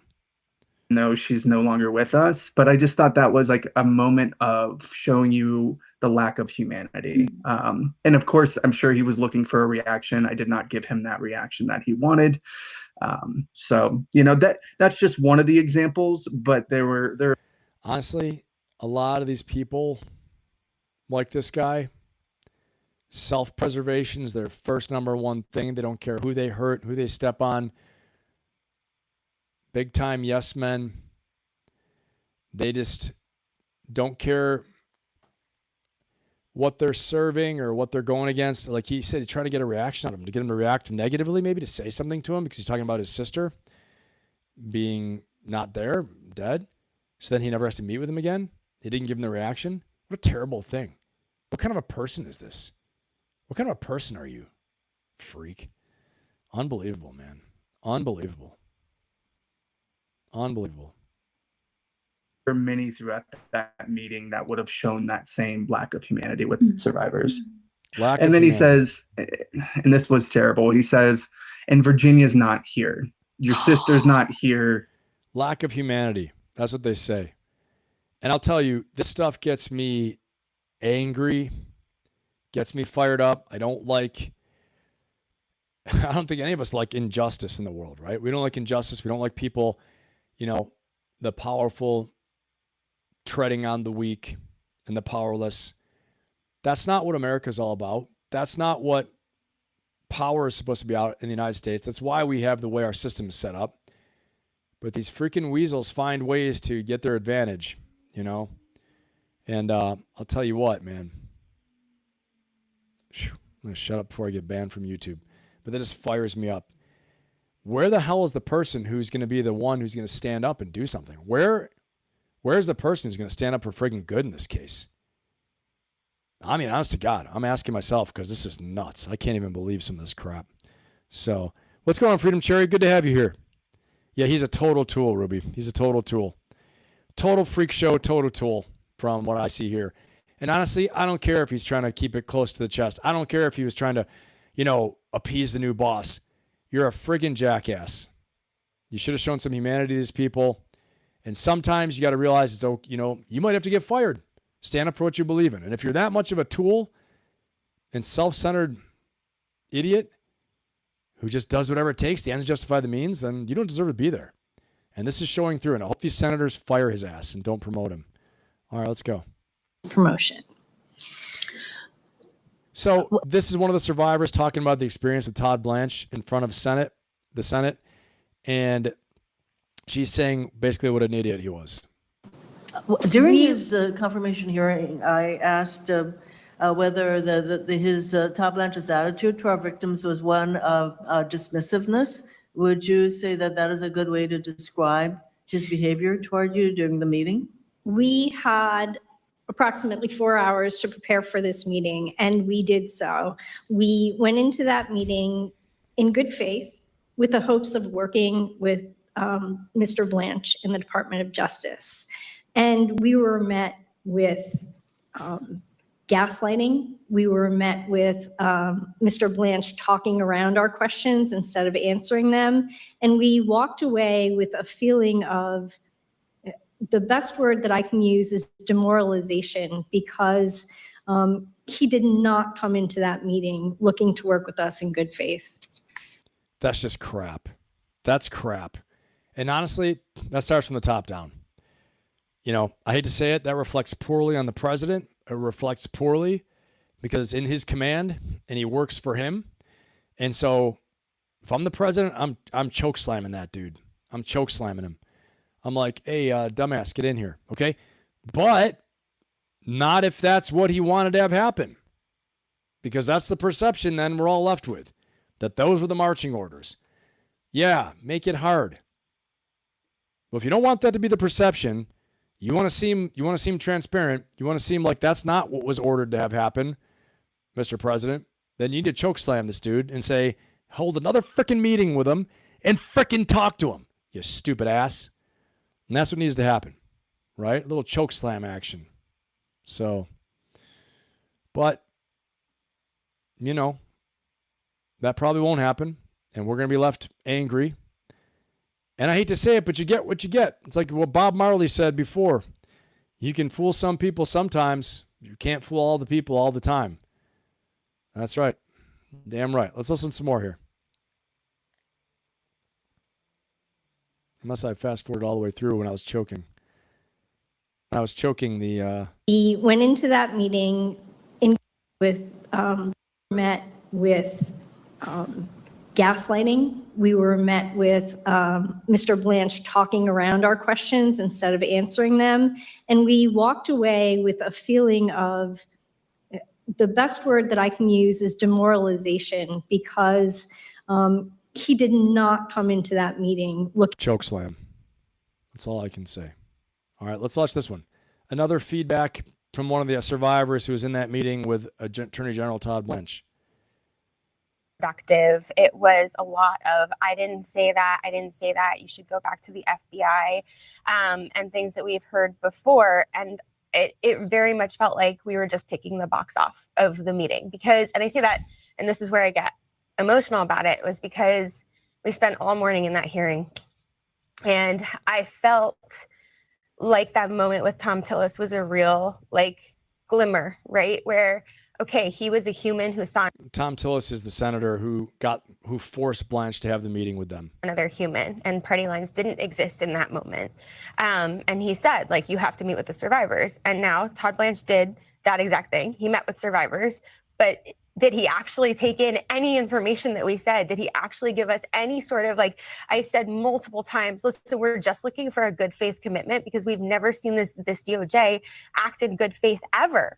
And what was his response to that? I mean, he basically was like, okay, you have to go back to the FBI and start over, and he couldn't. And he was like, I can't commit to anything here. I can't commit to anything now. But it's like, yes, you can actually. You can commit to taking meetings with survivors. He did commit. The one thing that he did do, he did say that he would meet with survivors independently with our lawyers, but that we had to go to FBI first.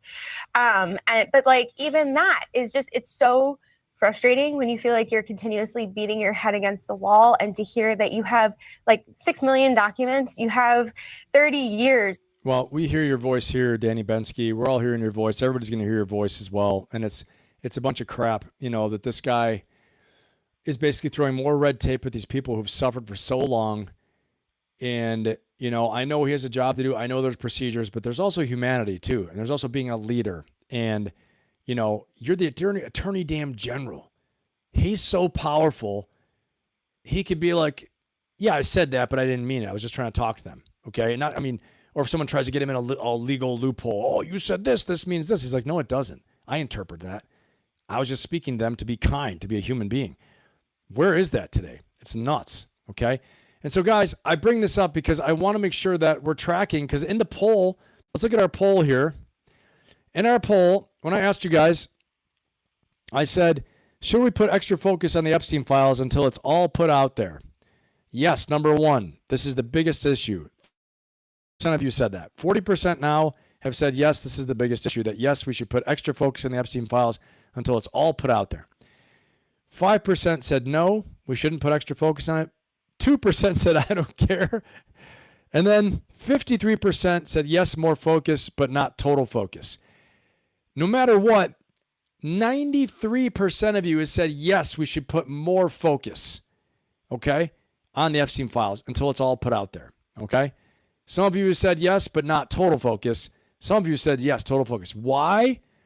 Because there's a constitutional fight going on, A, where DOJ thinks they don't have to listen to an act of Congress, a law, okay? B, there might be some real smoking guns of some bad actors we need to remove. C, it is quite possible, as many of you pointed out to me, that Epstein is Israeli intelligence and it was the biggest honeypot, okay? Or maybe not Israeli intelligence, maybe, but more likely, Russian intelligence. More likely this is a Russian intelligence move. That's my opinion of a possibility. I'm saying that is 3. Number 1, constitutional crisis. DOJ is not allowed to tell Congress we're not going to do this. Number 1. Number 2, bad actors. Okay, get rid of the scumbag bad actors doing criminal activity while telling all of us, you better act right and do good and pay your taxes and go to war when we tell you to. But meanwhile, I'm going to be a freaking scumbag. Okay? Doesn't fly. Transparency, rule of law.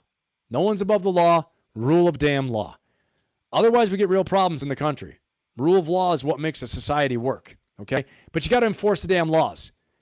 Here we are. People, I'm going to say this because I'm one of them.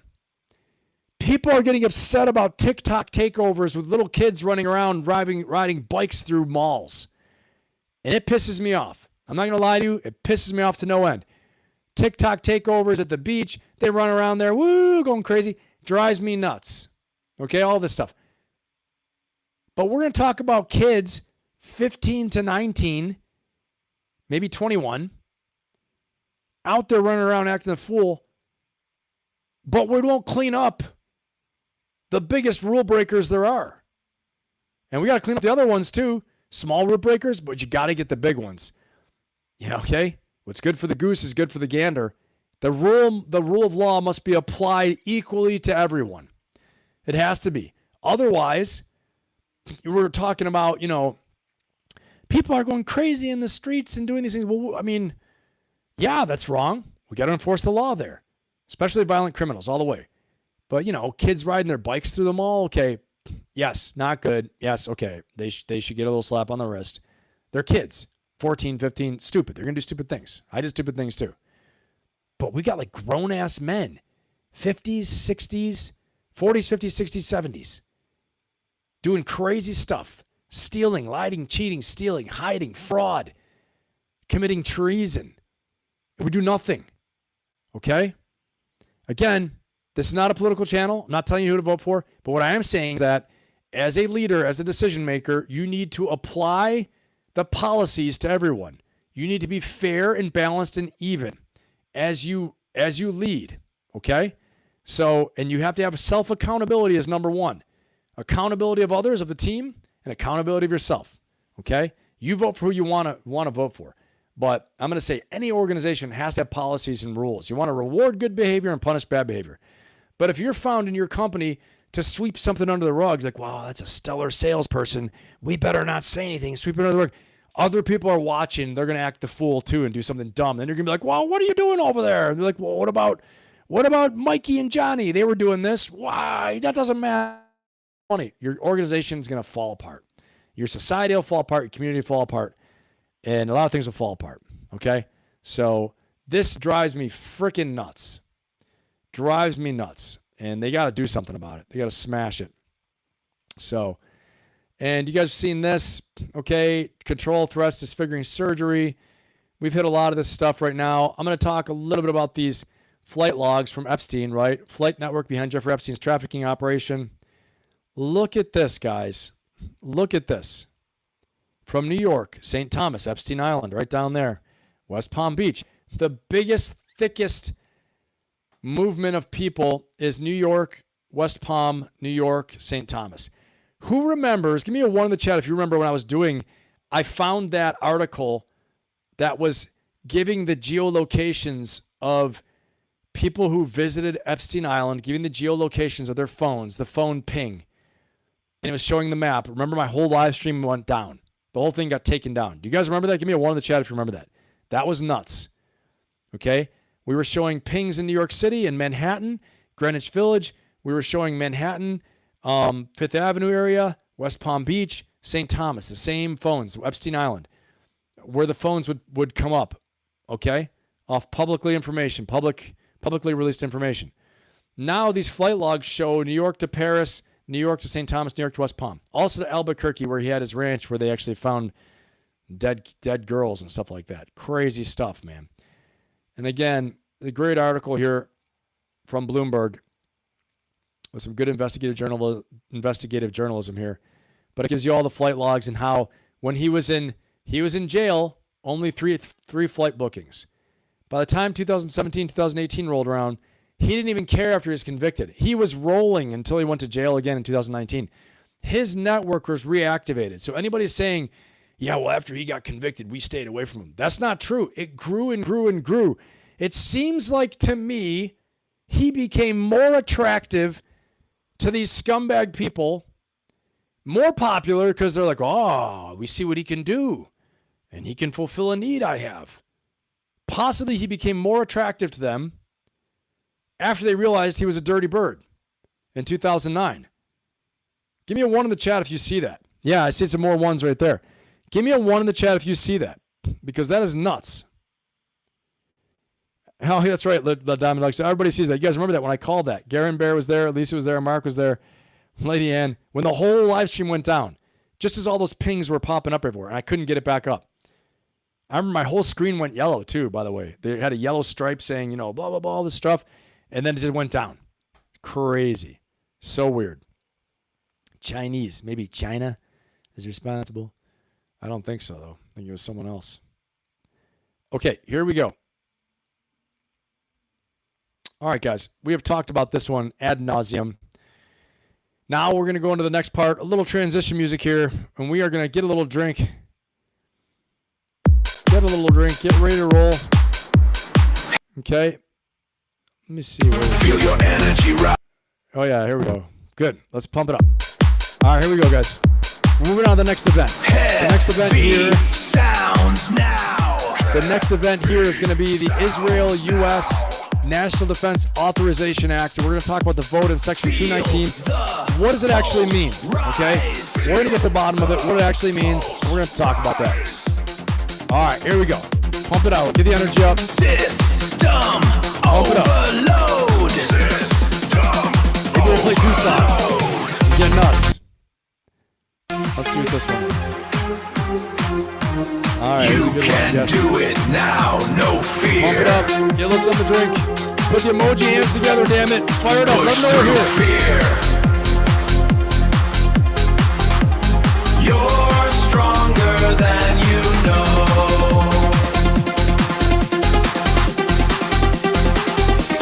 No fear.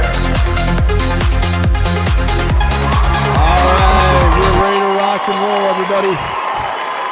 We are ready to roll. Let's do this now. We got some another segment to talk about here that is going to be awesome. Okay?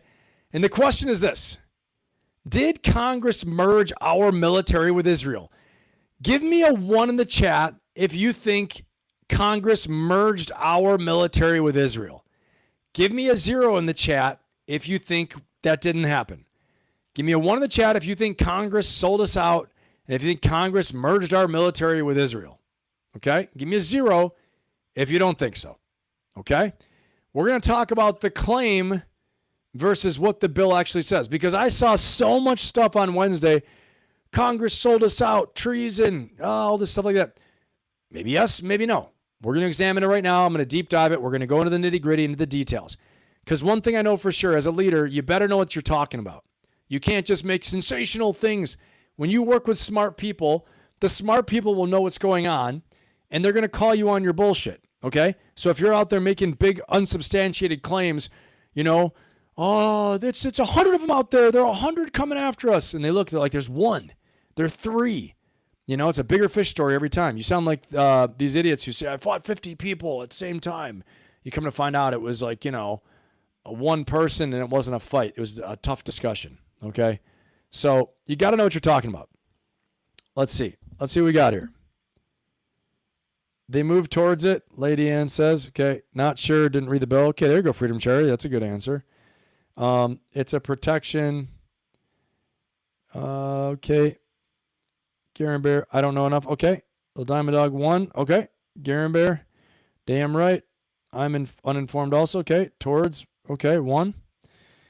Let's see. Let's find out. Okay. I have an idea already where this is going to go, but I'm not here to prove anyone wrong or right or anything. I'm actually going to really be detailed because I want to make sure I got it right too. Okay. Let's examine it together. All right, guys. And then you can make up your own minds on what you really think, because some of you, as you said, move towards it. That's a defensible position. But like the things I saw, so sensational. They sold us out, treason. They took our job. Like, South Park. They took our jobs, right? I mean, let's be honest. We've been working with allies for a long time. We've done technology transfer, strategic technology transfer for a long time. Okay. We have parts of the F-35 that are built all around the United States, and parts of the Joint Strike Fighter F-35 are built like, all over the place, and they're fielded by NATO countries. Okay. So I'm just saying it's not new that we have this type of, supply chain connections with allied and partnered countries, okay?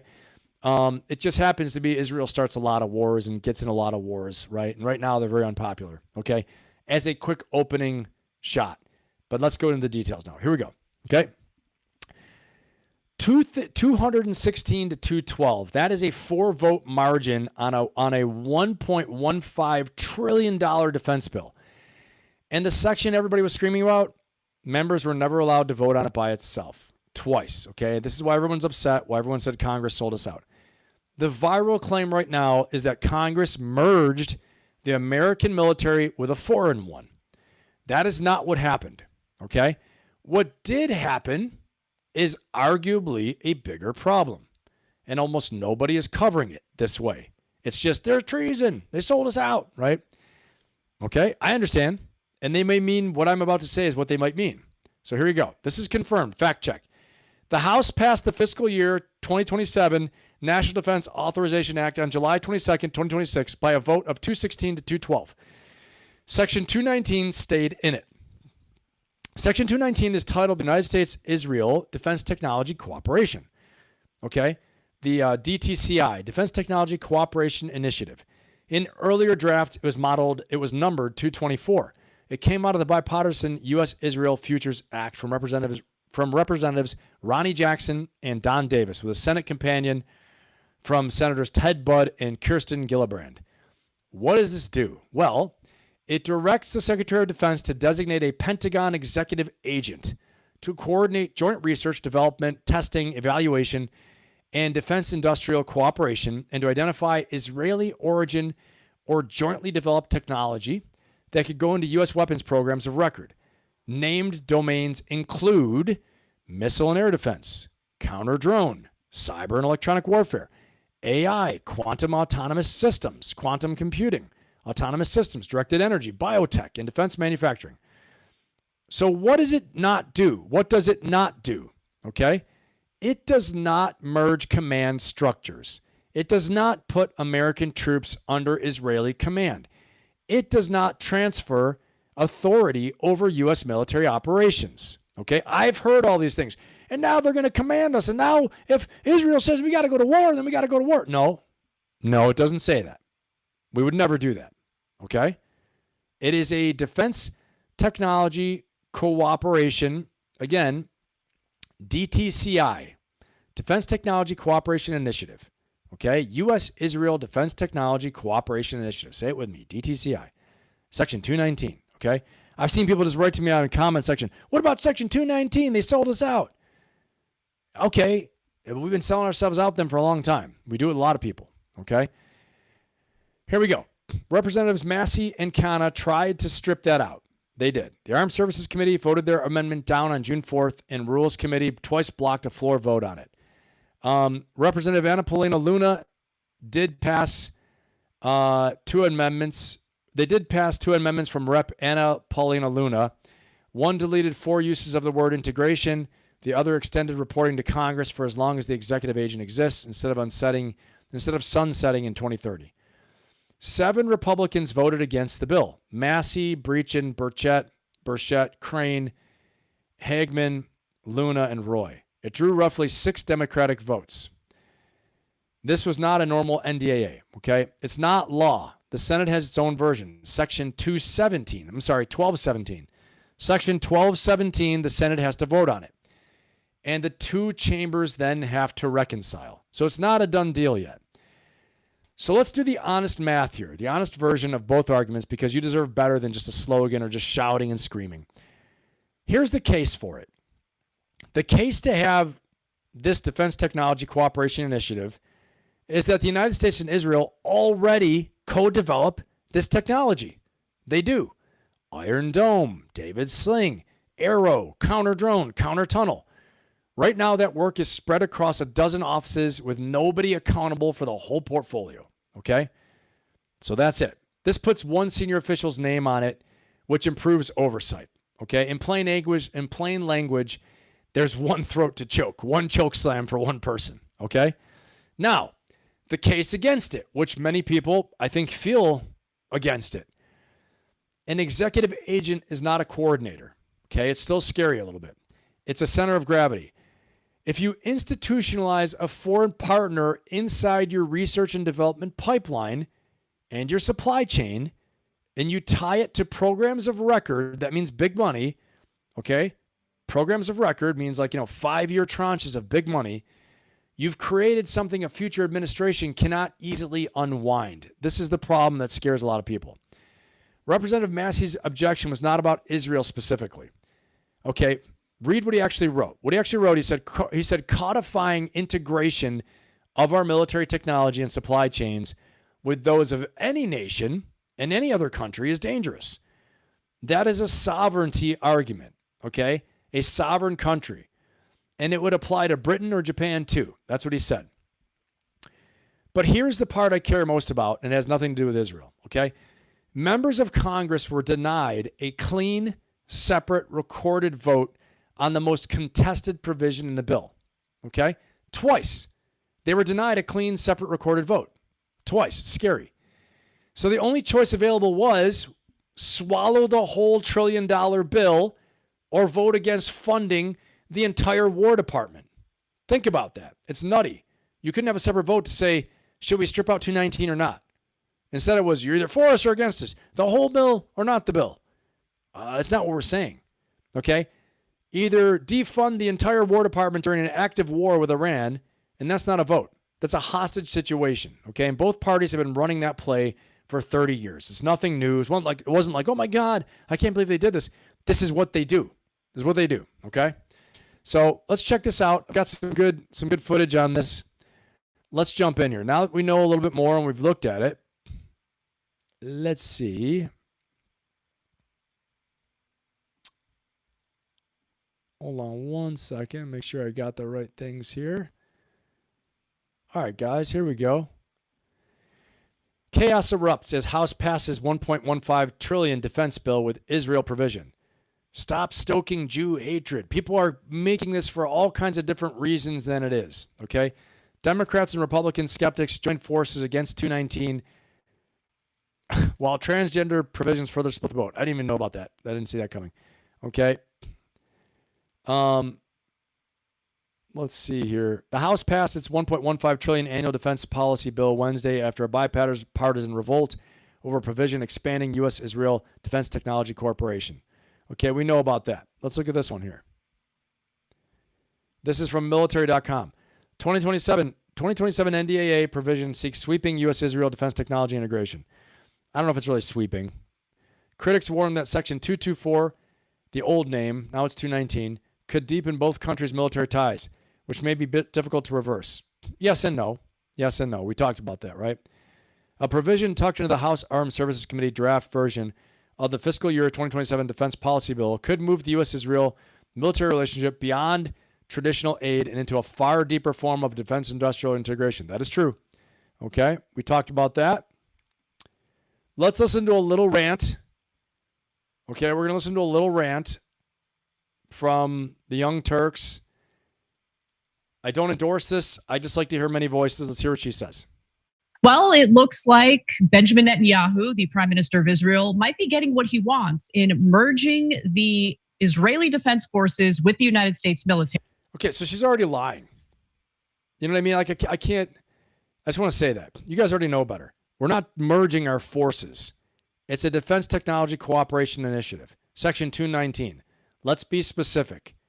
Nowhere in there is troops, command and control, authorities over our troops, anything like that. When we use these words merge means like this, right? Resist the urge to merge. Okay, let's keep going. Terry, want to know why? Well, it's because of the fact that the House of Representatives has voted to pass the National Defense Authorization Act with Section 219 intact. Now, of course, that's the provision that allows for the merging of certain parts of the Israeli military. There we are, merging again. At this point, either A, she's trying to fool us, B, she doesn't know what she's talking about and is just being fed a script and doesn't really know. And so she's just saying what the script says. I don't know. With the U.S. military, clearly Americans are not in favor of it. It is not something that is. How many Americans? Who? Americans? The general population? even being covered deeply by legacy media outlets, likely because they know that it would be very unpopular with the American people. But I do agree with that. There's not much coverage in legacy media outlets. That is very true. Okay, I had to really search to get information. A lot of it was like rage baity stuff. So she's not wrong about that. I don't want people to give up hope, because while this has passed in the House, the National Defense Authorization Act needs to pass in the Senate for it to become law. And there is some good news because of the good work that you all have been doing in pressuring your elected Congress members and pressuring senators. Okay, yeah, blah, blah, blah. Right. I'm just saying, guys, you got to be careful what you listen to out there. A lot of people will try to say they're merging. When you tell me we're going to merge, I'm like, okay, are we going OPCON? Are we ADCON, administrative control, OPCON, operational command, like control? What's going on? Merging. Are we doing a joint operations? Like, what are we talking about? We're already doing joint operations. We're at war together. What more merging do you want? So anyway, but no, they do some good work on here. But I'm saying I need to point it out because in order to get people to keep watching, we want to create more sensational crap. And I don't want to do that on my channel, okay? I want to tell it like it is, as boring it is, or as sensational, because truth is stranger than fiction. But when we don't know what we're talking about, and we're talking about merging, people get the wrong idea with the words merging. It is called the DTCI, Defense Technology Cooperation Initiative, Section 219. What is crazy is that Congress didn't get to vote on 219 by itself, apart from the $1.15 trillion NDAA 2027. That's the crazy part, okay? And it's either no, don't fund the War Department at all during a time of war, or you sweep it all in, one or the other. That's the stupid part, okay? We've been doing defense cooperation, technology cooperation with Israel for a long time. We developed technology together for a long time, okay? So let's keep going. Let's watch this one. Same people, a little bit more here. Even though 6 out of 10 Americans now hold an unfavorable view of Israel, it looks like the House is moving toward integrating Israel's military with our own. Okay, again, I can't watch anymore, guys. I can't watch anymore because they keep saying stupid things. Again, do I have to go back into the bill? Integration, Defense Technology Cooperation Initiative. It didn't say Defense Technology Integration Initiative, okay? You know, there are a few times here that Anna Paulina Luna had to get them to remove certain verbiage, and the other reps, they wanted to get the use, they deleted 4 uses of integration, okay, inside the amendments. So there was some integration proposal, right? But the name of it is the Defense Technology Cooperation Initiative. Does that mean there'll be some integration? Yes, there's always integration. But when you're using merge and integration, now we're trying to confuse terms. And anyway, I just can't watch any more of this. Well, let's watch a little bit more because it does get me angry. So that's good. Which would be a disaster. And it seems like the point here is to further conceal the amount of support and military aid the United States provides to Israel to carry out their border expansion project. Jake, your 2 cents. I don't know about that. These are leaps of logic that I don't understand fully. Exactly. So we're going to explain on this. Okay. No, we're not actually. We're not actually going to explain on this. Here's another one from Fox News Politics. AOC claimed the National Defense Authorization Act would merge parts of our military with the Israeli Defense Forces. This is their thing they're doing, merge, and called it an existential threat to American sovereignty. Okay, it's a sovereignty issue. I agree with the sovereignty part. But merging, it's not merging. Unless I'm completely wrong. But I've looked at it. I don't think I am. So there it is.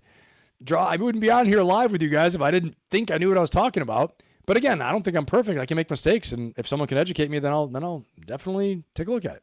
No problem. Drawing immediate fire from Republicans who accused her of distorting the bill to stoke anti-Israeli sentiment. The provision in question, Section 219, calls for expanded U.S.-Israel cooperation on military technology, supply chains, AI, cybersecurity, and joint exercises. Okay. EPA Administrator Lee Zeldin called AOC's claim false and told her to try merging the part of your brain responsible for reading bill text with the part of your brain responsible for critical thinking. Yeah, I mean, I think that's true as well. AOC thinks she's right, and she considers that what we're doing is the first step to merging.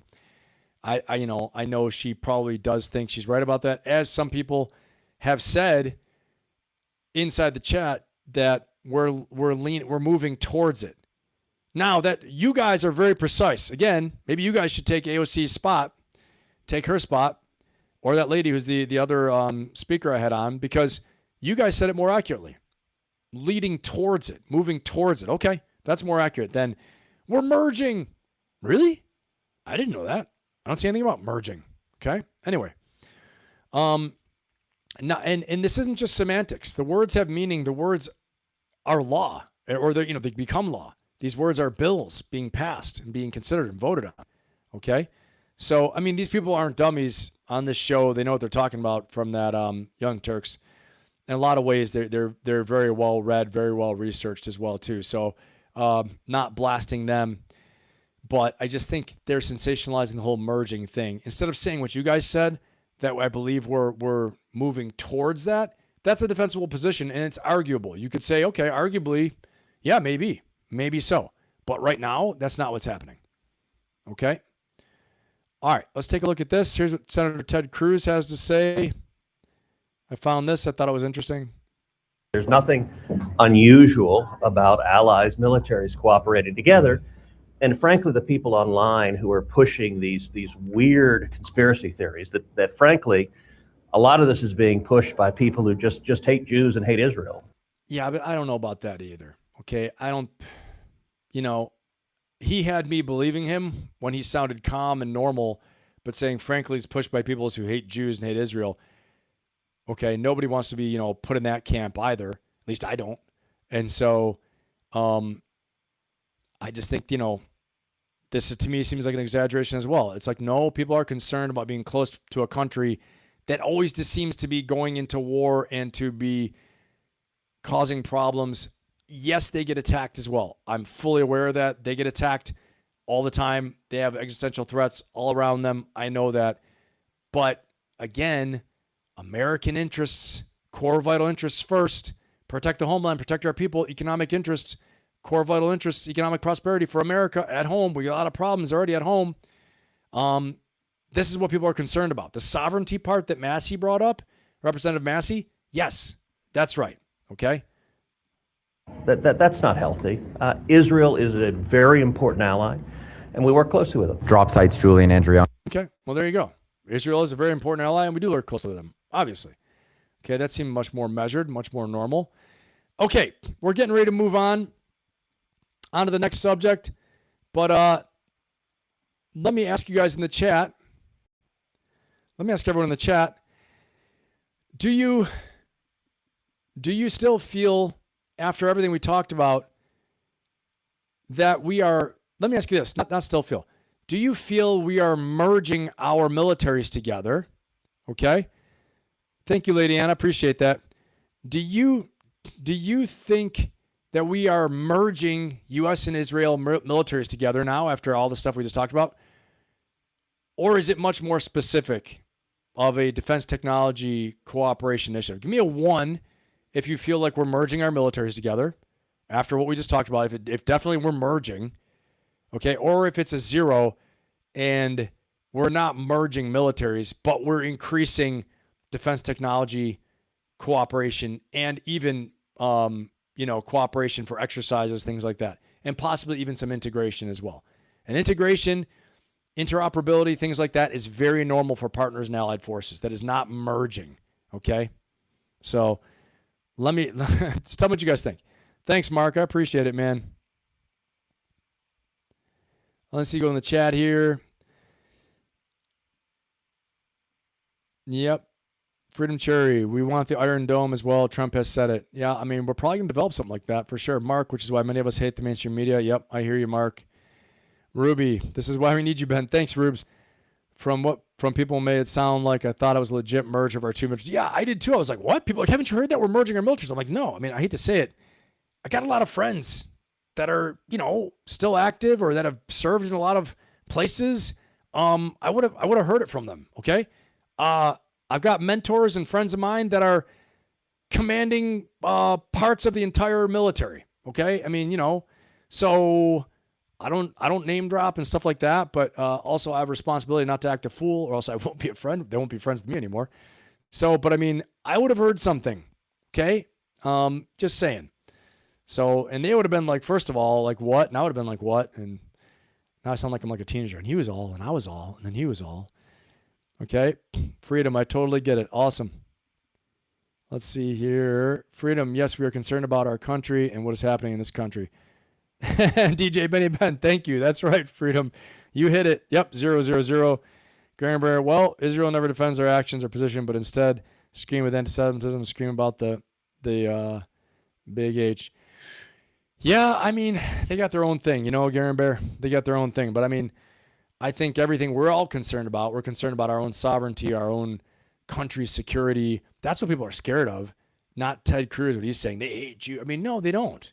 We're concerned, like, we don't want to have another war. And yes, Israel had bad stuff happen to it. October 7th, terrible, disgusting, horrible. Okay. But that whole area has had terrible, disgusting, horrible things going back and forth for so long. I talked to a person who is Jewish, who's a scholar, and I trust her word very well on a lot of these things. And I was shocked when she told me a year ago she thought Israel had gone even too far after October 7th would happen. I was like, wow, really? I mean, I wasn't tracking it that well, I guess. Okay. So I'm just saying this is some rough stuff here. Jack says, one, the more ambiguity, the more likely just gave you a straight answer. Yep. Okay, Jack. That makes sense. I understand, Jack, and you are free to think what you want. And I hope you're wrong. I hope you're wrong about it. But Jack, that's the whole point, right? I provide information. I provide analysis. I tell you kind of, what I think too, but you got to think for yourself, man. And when you think for yourself like that, sometimes when you bring that up, it makes all of us think as well, like, huh, okay, maybe he's seeing something I'm not seeing. Phoenix says, I'm running in circles here, paying attention as much as possible. Okay, thanks, Phoenix. Freedom, there is no formal treaty between us and Israel, so not allies. Got you. That's the only thing I would like to be clear on. That's a good point. That's a good point, Freedom.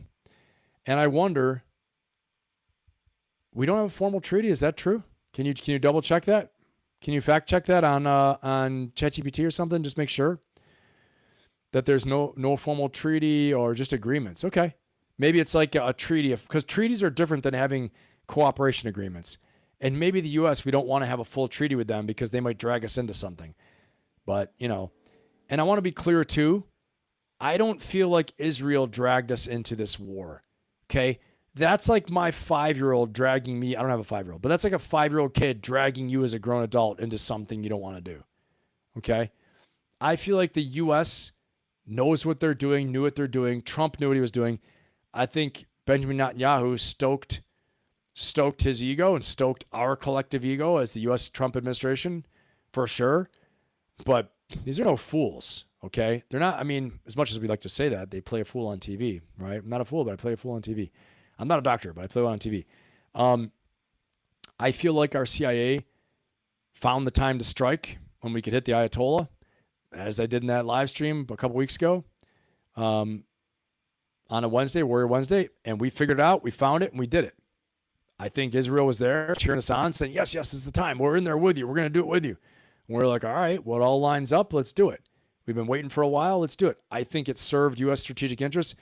I don't want to act like, oh, Israel fooled us into doing this. Come on. We're just the ones who just struck Venezuela and took Nicolas Maduro out at night. We're talking about taking Greenland. And we set our sights in Iran, and that's what happened. Okay? So, yep, Lisa says no. Okay. Yeah, I hear you, Jack. Me too, man. Freedom said not even the CIA trusts Israel. That's true. Very true. Very, very true. I don't think we will. Kalmarist, I don't think we're going to see it. Garen Bear, thanks, man. Okay, we have never had a treaty alliance with Israel. Okay, thanks, Garen Bear. Appreciate it. We just have cooperation. I think probably no treaty alliance. Thank you so much, Garen Bear. First of all, big round of applause for Garen Bear, doing the research, coming up with the answer, and making a contribution to the team. You're a friend of the channel, my brother. Thank you so much. Okay, so it's official. We have no treaty or alliance with Israel. So probably because we want to retain strategic flexibility, because when you have a treaty alliance like NATO, you know you're held to it, right? You're held to it. And so if you break the treaty, it's kind of like Game of Thrones. You become the oath breaker, the Kingslayer for the rest of your life, right? We'll be the oath breakers, the United States oath breakers, right? Kingslayer. That's what'll happen. Not even if the president was potentially threatened blackmail. I mean, maybe, Ruby, but I mean, I want to tell you this. I mean, think about the distraction apparatus we have. What are they going to do?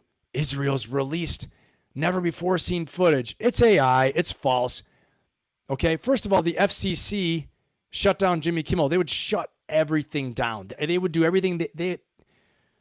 They would wipe everything out. Okay. They would do cyber attack and like shut everything down. That's my opinion. Okay. Rather than start a war they didn't want to get into. Okay. That's why I think it's almost like silly. Like they're going to tell, what are we going to do? We already got the Epstein Files. It shows President Trump in them. What else are they going to release? You know, if anyone's got it, it's Putin. Putin's got it. I don't think so. I just don't think so. I think the cyber capabilities of the NSA, if they want to shut something down, they're going to shut it down. That's my opinion. For example, when my live stream went down, when I was starting to talk about all the co-conspirators and where they live, that's my opinion. Okay. Just based upon my own thoughts and beliefs and experiences. So, yeah, I don't think so. I don't think they'd start a war over that.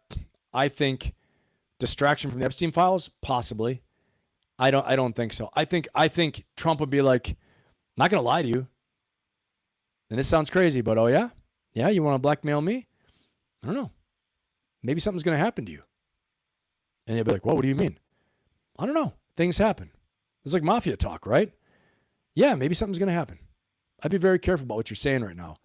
So, I'm just saying, threatening the president of the United States with something like that, Trump plays hardball.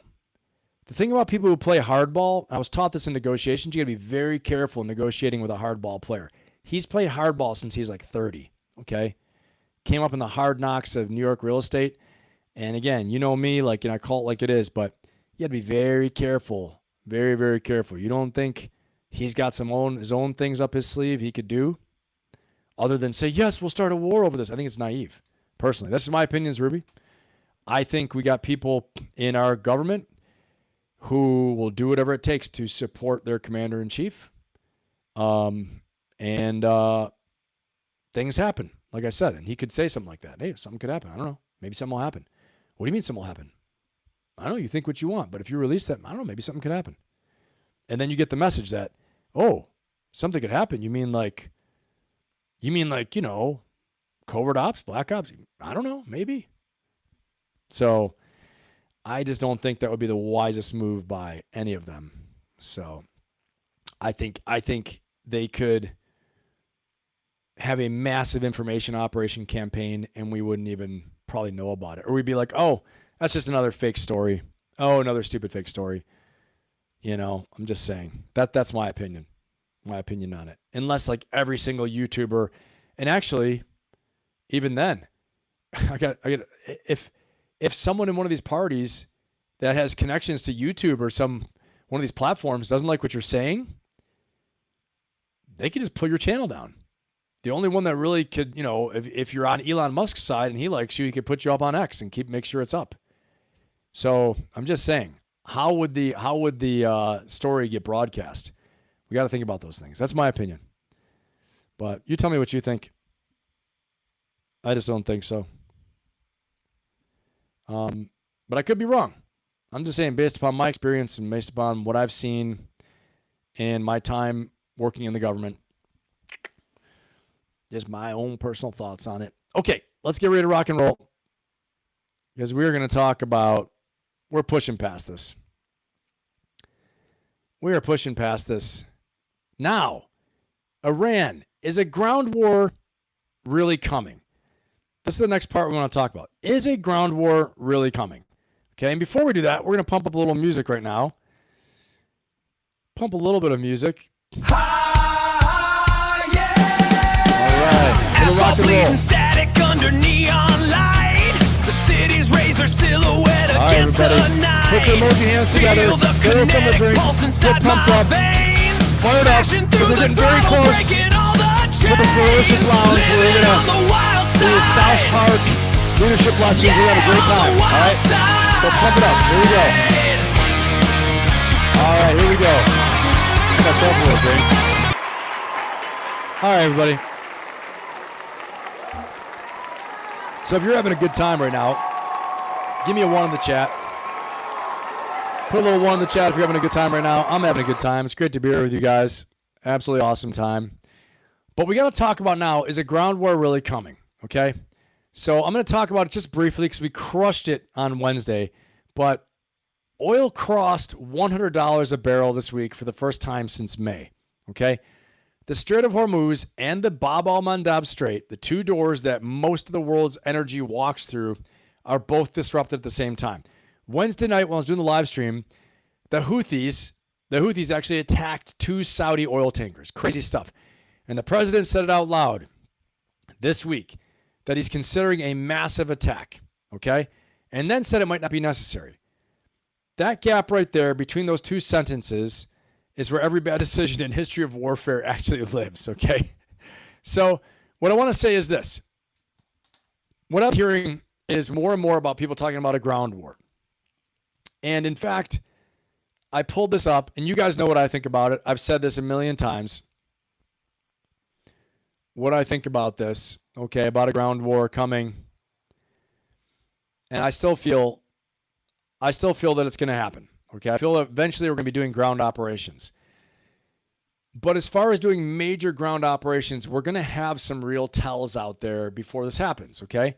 So it's not just like everybody starts saying ground operations, ground operations. I think limited scale raids, limited strikes, boots on the ground. We just had boots on the ground for the rescue of the pilot. Aaron talked about it last week on the War Room Recall, right? So I think we could see some stuff, for sure, like some limited strikes, things like that. Okay, awesome. You guys are all having a great time. Awesome. I appreciate your feedback. DJ Benny Ben. I got some good EDM I can put on too. We got the rock and roll as well. Awesome, guys. I appreciate the feedback. It helps. Oh, okay. Did they? They struck Yemeni port today? Okay. Oh, okay. Saudi Arabia did. They've been at war with Yemen before for a long time. They hate Yemen. Okay. And make no mistake, the biggest competitors in the region are Saudi Arabia and Iran. I did a paper and an oral defense on this years ago, like in 2015 at the National War College. I talked about regional war between Saudi Arabia and Iran. Okay, and it looks like we're here right now. Very interesting scenario. And so let's talk about what this will look like. And actually, let's talk about what the triggers are. I think more importantly, because we know what it's going to look like. We already know. But I want to talk about the triggers, okay? First of all, you're going to see increase in shaping operations we're seeing right now. Isolation. I talked about this before one time, but we're going to isolate Bandar Abbas. We're going to isolate Tehran. We're going to destroy bridges, railroads, highway systems. Any way they can resupply, we're going to destroy it. We're going to destroy all their military equipment, destroy their missiles, their counter-air, their suppression of enemy air defense systems. We're going to destroy troop formations. We're going to destroy any way they can resist. We're going to isolate them, their defense industrial base, bomb it more. President Trump said now power plants. Okay, now bridges, more power plants. We're going to keep bombing them, all right? And here's the thing. The next step is echelon and scale troop deployment orders. So when we see troop deployment orders, we see all of a sudden 1st Marine Expeditionary Force is boarding ships. Okay, something's about to go down. You can't hide it when all of a sudden they're loading tanks, they're loading Humvees, they're loading MRAPs, all these armored and mechanized vehicles on shipping. Okay, you can't hide it. That's what the buildup's going to need to be. Okay, they have stuff right now in the region. They have 2 MEUs, and they've got, I believe, the 82nd Airborne, an element from them as well too. Maybe not a division, but I think a brigade from them. That's enough to do some of these limited scale operations. They've got JSOC, they've got SOCOM, they've got Marine Raiders, they've got Navy SEALs, they got Green Berets, they got Delta Force, they got SEAL Team 6, Dev Group. They got all these guys there, okay? That can do a lot of raids and a lot of damage. But as far as major ground combat operations, guys, you're going to know it. You're going to know it, okay? So like someone brought up, one of you brought up the draft. There's no reason to hold the draft right now, okay? You would see them talk about, first of all, recalling the reserves, okay? First sign you'll see is deployment orders for active duty forces. Then you'll see an authorization for the use of military force being put into Congress, okay? You'll start seeing the president, all the king's horses, all the king's men trying to put Humpty Dumpty back together again. They're going to start trying to sell the case for the authorization to use the military force. They're going to try and get a, overseas contingency operation funds, OCO funds, try to get all this funding set up, authorization set up, and then they're going to deploy. They're going to say the reserves have to be called up, and then they're going to do something called stop loss. They're going to stop anyone from leaving the military. Oh, so much fun. And then if you got out of the military within a year or two, they're going to recall you. Okay, more fun news for any of you that just got out. All that would happen before a draft, okay? And then we'd have to start taking some serious casualties, or a second front would have to open up in Ukraine, Russia, Europe, or China, Taiwan, okay? So we're a long ways away from a draft, and we're also a fairly long way away from major ground combat operations with major troop movements, okay? And I talked about that on Wednesday. I said we're only about 10% chance right now of major combat. But as I said the whole time, ground war, ground operations, raids, strikes with the forces we have now, the MU, 82nd Airborne, yeah, I think we're going to look to see that pretty damn soon because it's already there, all right? But as far as a war like on the scale of Iraq with a major invasion, we're not going to have that happen unless you see all these other blocks checked, okay, such as the deployment orders, all those things, okay? That's what I think. All right, and so I'm not going to talk about this too much. That's just something out there, but more and more people are talking about a ground war. Yeah, I think so. I think raids. I think limited scale strikes. I think precision raids, direct action. I think Marine Expeditionary units doing raids, doing limited scale attacks, 82nd Airborne seizing an airfield or seizing something. All those things could happen, okay, especially as we pound the hell out of them and isolate them. First is isolation, then is building up forces. Then you need the authorization for the use of military force. You need funding. You need to call up the reserves. You need stop loss. All of that has to happen way before any kind of draft or any type of major invasion, okay? So I think we're still a ways off from that. But ground operations, I think, will definitely happen. I think they will be happening, okay? Yeah, let's see here. All right, EDM. Lisa Jones wants some EDM. Yeah, the buildup will take a lot of time. Right, Mark, exactly. The Pentagon cannot limit funds appropriate this part of their budget. Let's see. We have to take over. Buff says we have to take over Afghanistan and get a full-scale invasion. Yes and no. Yes and no. The only thing, doing a land invasion from Afghanistan, and guys, I pulled this up for you before, but the deserts to the eastern part of Iran are really bad for mechanized forces and bad for armor. Tanks would sink and get stuck. They have limited road capabilities there. They've used that desert as a shield. You know, mechanized forces would sink and get stuck. It's a pretty damn long drive and very, very high heat.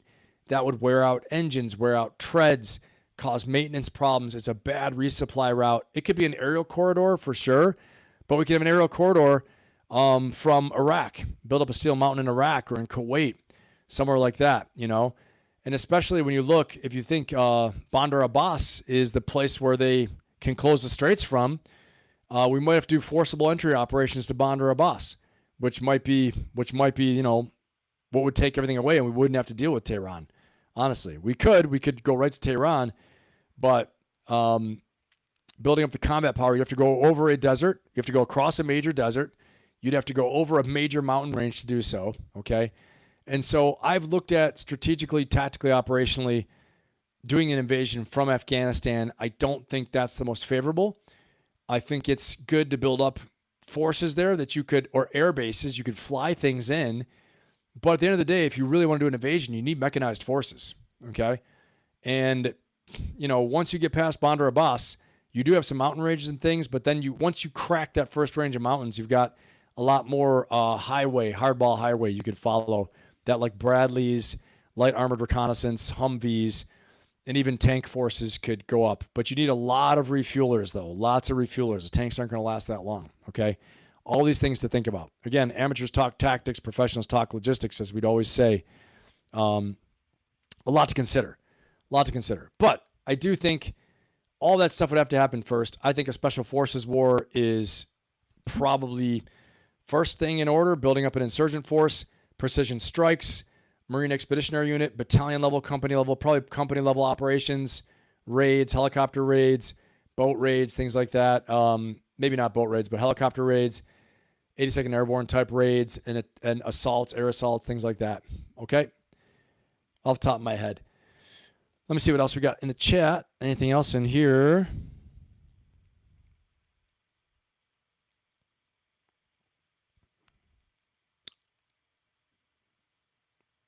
Let's see here.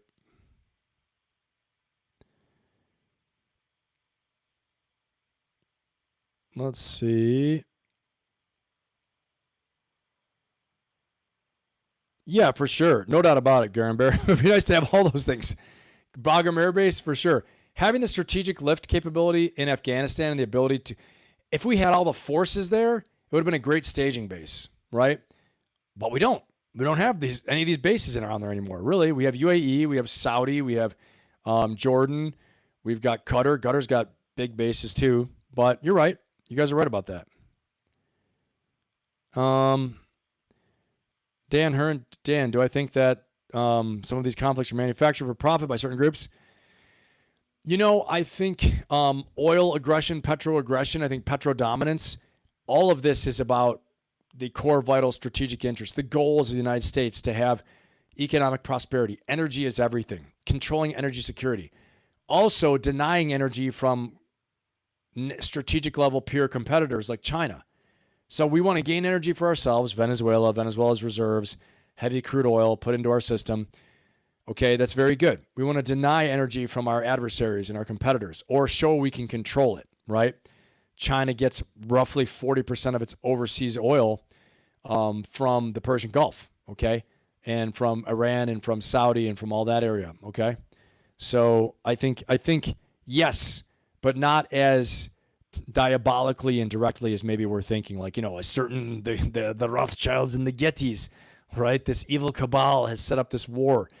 I think they look at strategically what will benefit the U.S. Well, getting Venezuela's oil reserves, controlling the Western Hemisphere, denying oil flow to China, or at least at a minimum showing that we control it. And in the process, smashing a U.S. strategic adversary, Iran, okay? I think a lot of those calculations are made. So in an indirect way, yes, in an indirect way. Oh, yeah, okay, cool. They reinstituted horse cavalry freedom because they will use horses in the mountains. Wow, no kidding. Interesting. Yeah. SF used horses in Afghanistan for sure. Okay, got it.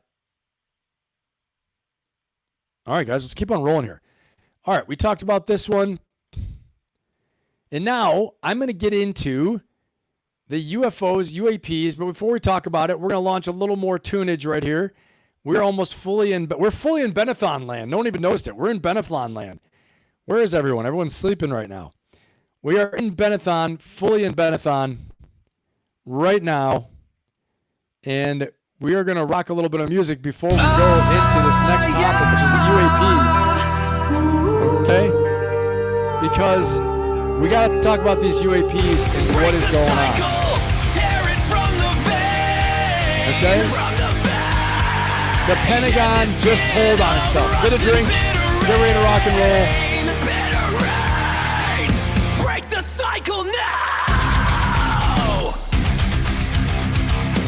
All right, let's do this, guys. We're going to talk a little bit about UAPs right now. We're in full Benathon range. Guys, the last part coming is going to be a lot of fun. I appreciate you guys sticking with me here. Don't forget to like, subscribe, and share. And tonight, again, we talked about the Ferocious Face-Off, which was a ton of fun. The War Room, Epstein, Iran, UAP, and the Ferocious Lounge, formerly South Park Lessons. Ferocious Lounge is going to be a lot of fun. Going to be funny. All right, let's go ahead and do this. Let's jump in. And let's see what is going on right here. UAPs. Yes. This is the thing. On Monday, the Pentagon published its official UAP report to Congress. Page 1 is a Navy report of about 100 unidentified airborne objects off the coast of Virginia, plus 2 watercraft that appear to be uncrewed and nobody has claimed. The report has 14 pages, and it was due last October, all right? It was buried in a sentence that should bother you. This was buried in a sentence that should bother you more than any of the videos we've seen so far. Okay? And then this is this, okay? That there's 100, I'm going to say it one more time. I'm going to go to the very beginning here. Pentagon quietly admitted in a report to Congress that it's investigating about 100 unidentified objects that showed up around U.S. Navy assets off the coast of Virginia, along with 2 watercraft nobody can account for. Let's watch this video and let's see what are they talking about, because this is absolutely, honestly, kind of crazy given everything that's come out. 100 unidentified airborne objects off the coast of Virginia. This is nuts. Let's watch. Here we go. Back now with something in the sky over the nation and off the Virginia coast. Little by little, the federal government is releasing information and images on UAPs. That's unidentified aerial phenomena. We used to call them UFOs, but as 10 of your side's Chris Horn tells us, one of the more disturbing reports comes from Hampton Roads.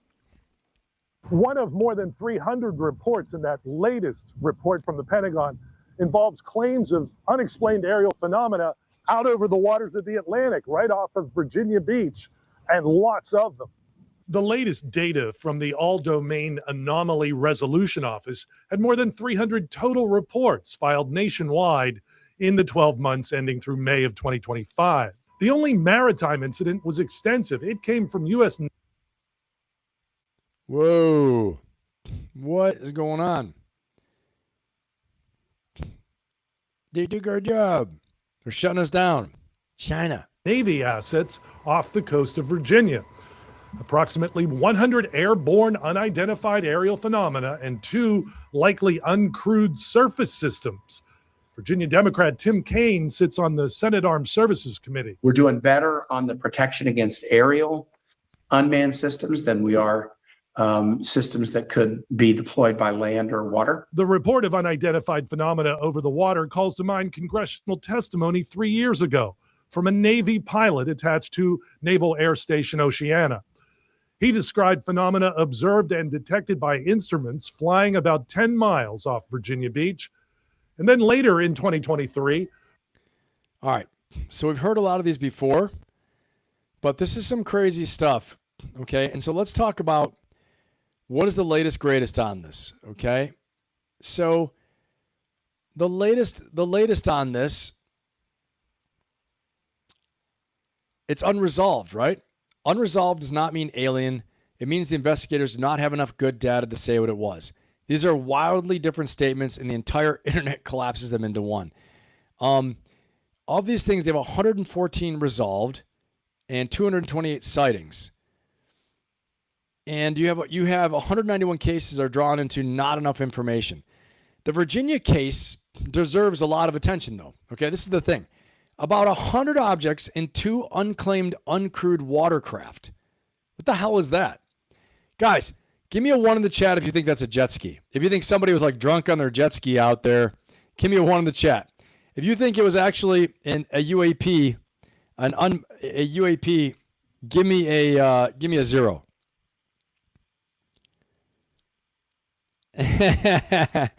I can do a good press T. Let's see here. Let's see here.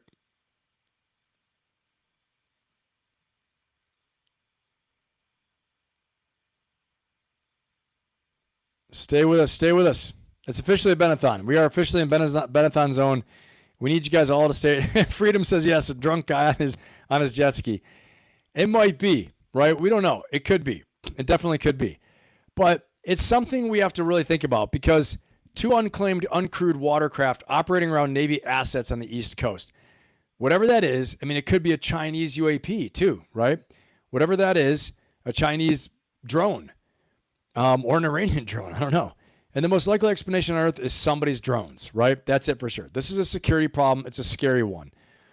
Right now, tonight, there are 0 aliens required for any of this stuff. So I think putting a serious scientist in the chair is the right call.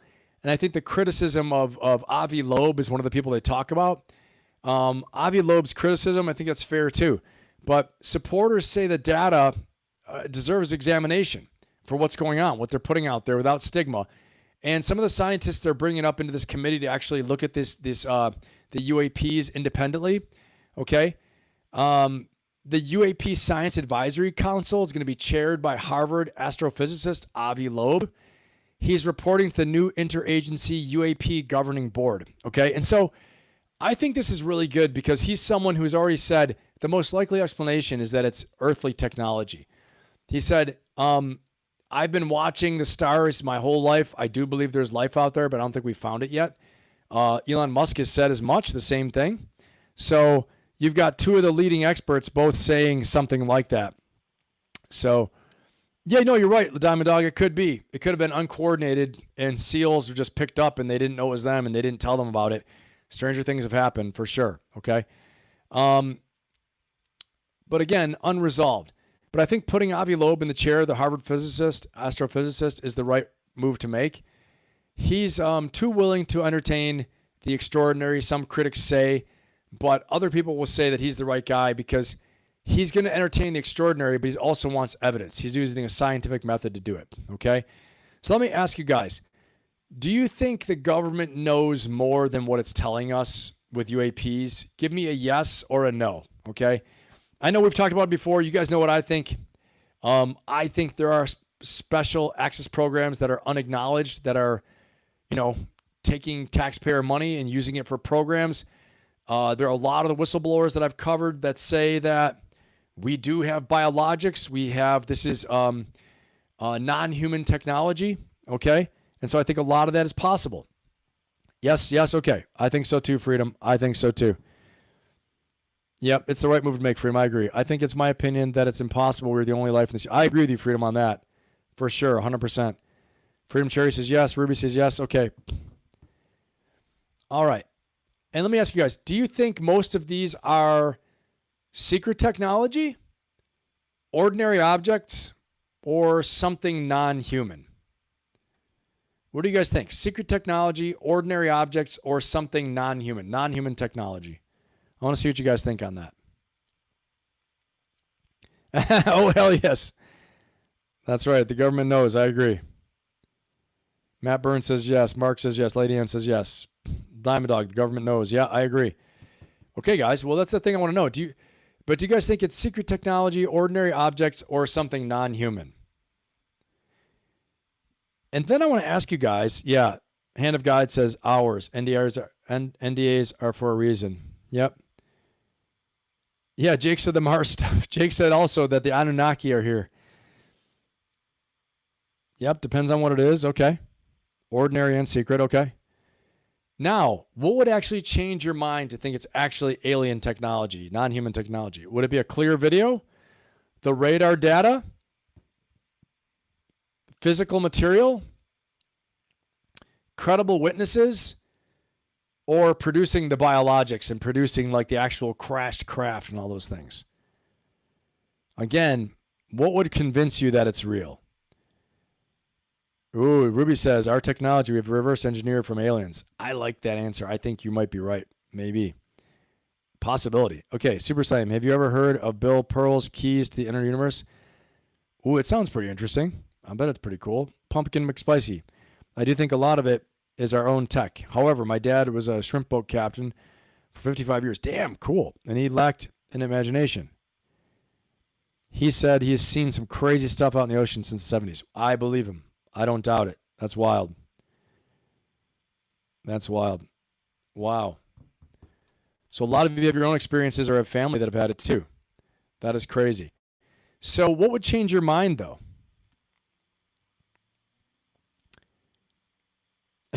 Jake probably went to Mars before. All the above? Okay, Garen Bear. What would change your mind? A clear video, the radar data, physical material, or credible witnesses? What would do it? And then I have to ask, if they landed tomorrow, if aliens landed tomorrow, what's the first question you would ask them?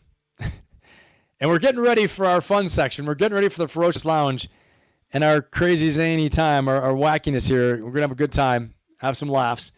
So that's what I want to know. What would you ask them?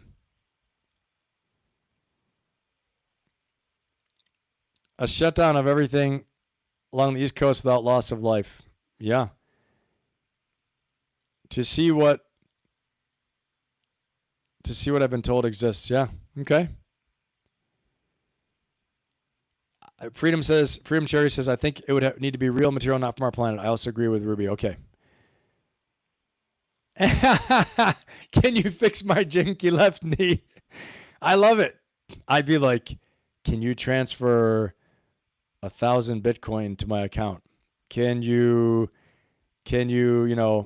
make me immortal? Can you make me all knowing? I love it. All right. These are all good things. All right. So I don't believe every claim. I don't laugh at every witness, but I do think the witnesses do have something to say. We need to follow the evidence, protect national security, release what can be released. We got to have disclosure. And remember, something can be genuinely unknown without being non-human or extraterrestrial. The real lesson tonight is about the sensor data, though, too, because the Pentagon has a mystery it can't solve, and it says the reason is that it's not instrumented well enough to solve it, right? I don't know about that. So I think that they still are holding on to things they know about that they're not releasing to us. I think more and more is going to come at the right time. Mark, why did you pick this plane as a rest stop? They're like, because we came to destroy you. Bucky's restrooms. Did you create the human species? That's a great question, Freedom. John says, who did you piss off to get this assignment? That's a good one, too. That's like getting stationed at 29 Palms in the Marine Corps, right? Which I have been, so I know I can say that. All right, so we've covered the powerful people, the sealed files, a 4-vote defense bill, a war, and about 100 objects the Navy cannot identify. So, 60 seconds right now, then we're going to go have some fun. We're having a great time. So, every story that has been in the war room that we've talked about, in the war room current events, came down to one thing. Who owns the decision? A Justice Department deciding what stays hidden, a Congress that would not let its own members vote on the one thing that mattered, a president weighing whether to escalate a war, a Pentagon that can't resolve what it can't measure, the data, sensor data for the UAPs. Different rooms, same question. And every single one of them, somebody was alone with a call they could not unmake. One-way doors for decisions, okay? So if you're running something real, and you already know that feeling, if you're running something real, you know that already. You've got a board or partners or a leadership team, or you're by yourself. You've got, 5 employees or 5,000. There's a decision sitting on your chest right now that you can't just say out loud to any of them. Because the moment you do, it becomes a rumor or a resignation or a stock move. So you carry it alone and you call that leadership, right? The mask of command. I've talked about it before. But it's not, right? It's isolation. And isolation is where good operators make expensive mistakes. So I keep a very small one-on-one strategic advisory, this roster I keep, okay? I've done this work with many different leaders in many different industries. You name it, Fortune 100 executives. I've done it with celebrities, with leaders in their industry, business leaders, you name it, okay? It's not a course. It's not a program. It is one person who has carried consequential decisions sitting across from you while you make yours, okay? While you make your decisions with nothing to gain from your answer and no seat at your table. So you can go ahead and book that one-on-one no-fee discovery session with me. The link is in the bio. The link is also in the description of this video. Okay, if you go down the description, you can see it. Book that call with me if you're ready to work with me one-on-one and you feel like this would be a good move for you. We'll have a meeting. We'll see if it's a good fit. And it's, just by application, I only take very few people. I only have a few spots on my roster every few months. And it's not scarcity marketing. It's just reality of what I can take and what I'd like to do. Okay. There are only so many of these I can do as well. You can't really scale one-on-one. So we'll talk about pricing as well too and logistics while we do our meeting and our talk. You'll know everything right up front. And we'll both know if it's a good fit or not. Okay. If that sounds like it's good to you, then go ahead and book that call right now. Again, the link is in the description of the video right now. I'd love to see you in there. At a minimum, we can figure out what you're working on, if this is a good fit for you. And if not, I've got some other options available to you as well too. Okay. If you're the person that I just described with a lot of weight on their chest, you're making decisions that are moving some things right now, and you feel like you might be feeling stuck or a little bit like, you have no one else to talk to, you have no strategic advisor, then this is a good fit for you. And you know it right away. You can feel it in your gut. Go ahead and book that call. It's no fee, no strings attached, okay? And I'm not going to pressure you to do anything, but just get on there. We'll see if it's a good fit, and then we'll go from there. The one thing I do ask from you right now, though, is to make a decision. The key thing with the most successful people I've always seen is, first of all, they take action. When they know something might be for them, they take action to investigate further. They take action to invest in themselves, to stand up for themselves right now. So go ahead and book that call. Again, the link to book that no-fee discovery session with me, that one-on-one call with me, is in my description. You have to answer a few questions. It is an application, okay? And then we'll go from there, and I look forward to seeing you on the call. All right, enough. I think we've earned the right to complain about self-checkout machines and some other fun stuff. Let's get this thing going. We're going to pump it up again and get the party started. Put your damn hands together and let's get this thing rolling right now. Let's go. Fire it up, baby. Heavy sounds now. All right, here we go. Here we go. Feel your energy rise. Feel your power rise. All right, tell your friends, like, subscribe, and share. Get everybody in here. Focus now. We're about to pump it up, take the energy back up. Feel your energy rise. Give yourself a little power drink. Rise. Heavy focus now.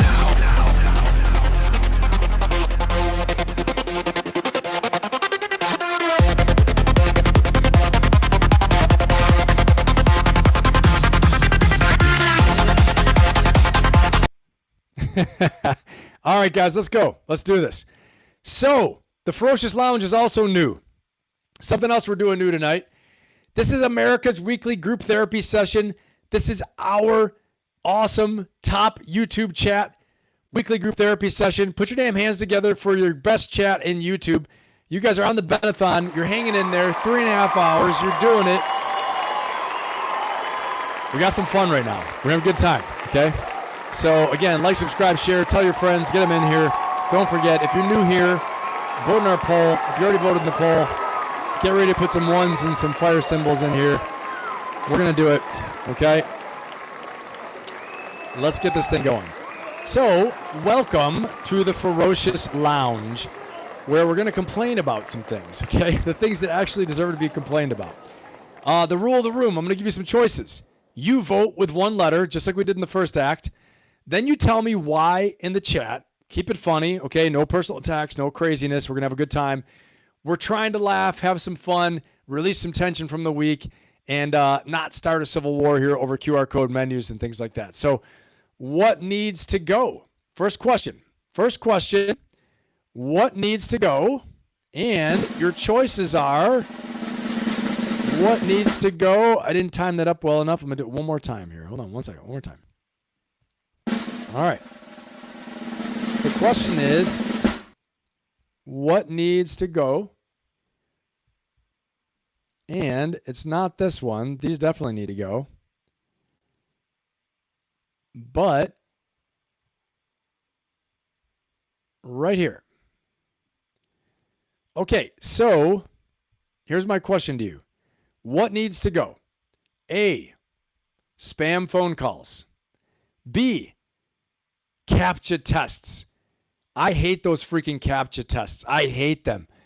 I'm trying to load up a website, trying to get something done fast. Oh, let me see if you're a human. And then they have 2 or 3. How many times have you seen it when you have to do like, they're like, tell us which one are bicycles. And you do it. And they have another one. Tell us which one are elephants. Tell us which one are buses. Tell us which. You're like, holy crap, I can't even believe this right now. Spam phone calls I hate too. I don't know about you guys, but I've been getting a lot more spam phone calls like all the time, okay? So what needs to go? A, spam phone calls. B, CAPTCHA tests. C, I hate this too, a subscription for everything. It happened to me about 2 or 3 years ago where I couldn't watch football. I couldn't see the news. All I'm watching is like the worst possible TV, and you have to have a subscription for everything. Like you can't even, they don't have the old ABC, NBC, CBS. And now I'm going to date myself, and I know some of you in the chat know what I'm talking about. You had your standard channels before, even standard cable. You had cable news, cable this, cable that. Now, honestly, the best TV out there is YouTube. You can't even watch everything you want to watch. So C, what needs to go is a subscription for everything. So A, spam phone calls. B, CAPTCHA tests. C, a subscription for everything. Go ahead and put your vote in there now. You got 20 seconds to vote. When the music ends, the vote is over. Let's see what we got here. When the music ends, the vote is over. So go ahead and vote now. Took your cheap shots and your poison lies. Saw the dead reflection in your eyes. But this rust belt heart ain't built to break for every promise that you faked. I'm the ghost you tried to erase. Let's see here. Rising up to take. Remember when you could watch some things for free? I do, Freedom Cherry. It's crazy. I do remember. Good old days, lady. Public Express, same here, Roots. Let's see. If you have iPhone, you can have unknown callers go straight to your voicemail. I have that, but I still hate it. My voicemail is always full. It's always full. Everybody, and then I hate it. People will tell me, hey, you know your voicemail is full. I'm like, yeah, I know it's freaking full. All right? Leave me alone. Damn it. No, it drives me crazy. They call in all the time. It's insane. Okay? All right, we got CAPTCHA. We got to vote for CAPTCHA. I'm gonna pull this up on my screen here. Let's see. What do we got? We got to vote for. Great having you guys. Let's see what our votes are. All right, I got to vote for CAPTCHA. I got to vote for another vote for CAPTCHA. I got to vote for subscriptions all the time. Let's see. We got subscriptions is 1, 2, 3, 4 votes. No, Ruby. Definitely not. These are like the dumbest calls ever, right? Let's see. We got 4 votes for CAPTCHA. We got votes for, let me see, or actually 4 votes for subscriptions. We got 1, 2 for CAPTCHA, and we got spam phone calls. No one cares about because they're all sending it to their voicemail. I can ignore spam calls and not subscribe to services, but I don't have a choice to not use CAPTCHA. They're worse than mosquitoes. Okay, see? Someone's feeling my pain. You're feeling that right there. All right. Okay, guys. Well, the winner for that one, the winner right there was 100%. The subscription for everything gets the win for everything there. All right, we're moving on to our next one now. Here we go. The next question I have for you guys is this. Ooh, uncovering fake gurus in their rented cars. Okay, most annoying social media trends. What is the most annoying social media trend right now? A, fake gurus yelling from rented cars. It still goes on. B, staged prank videos. I hate that crap. One of the best things I love is like all of a sudden one of these dummies do these like pranks on somebody and and someone like totally just body slams them and crushes them. It's unbelievable. C, people filming strangers who never agreed to be content. Which one is the worst, most annoying social media trend right now? Okay, playing some music, A, B, or C. A, fake gurus from rented cars with yelling from rented cars. B, staged prank videos. Or C, people filming strangers who never agreed to be content. You put your vote in right now, and when the music stops, the story is over. The voting is over. Go ahead. Got Go ahead and some put stories your vote in right now. my bones from 1,000 miles of gravel roads. All right, guys, got about 10 seconds left. Hums a freedom tune beneath a big old southern moon. All right, let's We're see. running free, yeah, wild and free. We're running free. All right. That's how it's meant to be. Yep. Ruby says C, I like my privacy. Mark says 100%. Yeah, Freedom Cherry, we subscribe and they still have ads. Bullshit, I say. I agree with you, Freedom. It drives me nuts, too. I agree with you, 100%. Definitely. All right. Mark agrees, too. Mad says B. All right. The fake pranks. The Diamond Dog says C. People being filmed without agreement. People being filmed for content that didn't agree to be. Garen Bear says C. Robin says C. Mark says C. Freedom says C. But if you're in public, you have no right to privacy per the Supreme Court. Is that right? Interesting. I don't know. Interesting. I don't think you can just film somebody, but C is the most annoying. Okay, I think it's hands down C. I think, guys, it's hands down, it is C. People filming strangers who never agreed to be content. Hands down, it appears to be C. And so, C, hands down, people who are getting filmed who never agreed, strangers being filmed who never agreed to be content. All right, on to our next one. Let's move on to the next one here. Okay. This is a good one, actually. This is actually very funny. Okay. That's actually an airline that's trying to have smaller seats. Okay. And so, who thought this was a good idea? This is the next one. Who thought this was a good idea? Here are your choices. A, QR code only restaurant menus. B, self-checkout machines that accuse you of stealing. Or they start having the alarm go off, like, put that back, put it back, put that back in its spot. That's the worst thing ever. I freaking hate that. I hate that when I'm doing a self-checkout and they're like, please put that back in the area. Put it back in the bagging area. This belongs in the bagging area. You're not in the bagging area. And you're like, what the hell is going on right now? Okay, so A, QR code only restaurant menus. B, self-checkout machines that accuse you of stealing. C, airplane seats getting smaller every year. Okay. And this is exactly what this is. Which idea annoys you the most? Type the letter A, B, or C. Again, QR code only restaurant menus. B, self-checkout machines that accuse you of stealing. C, airline seats getting smaller every year. Now put the music on. And when the music's over, the voting is over. So go ahead and put your vote in now. You got 20 seconds. Go.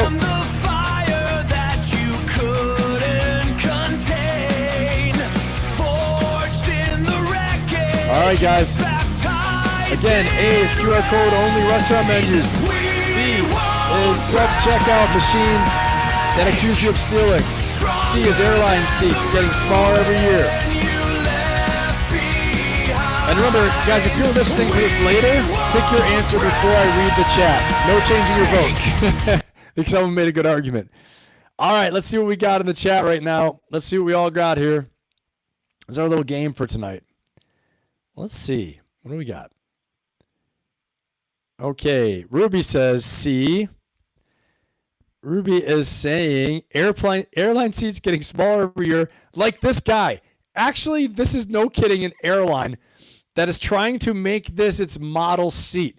Can you guys freaking believe this? This is nuts.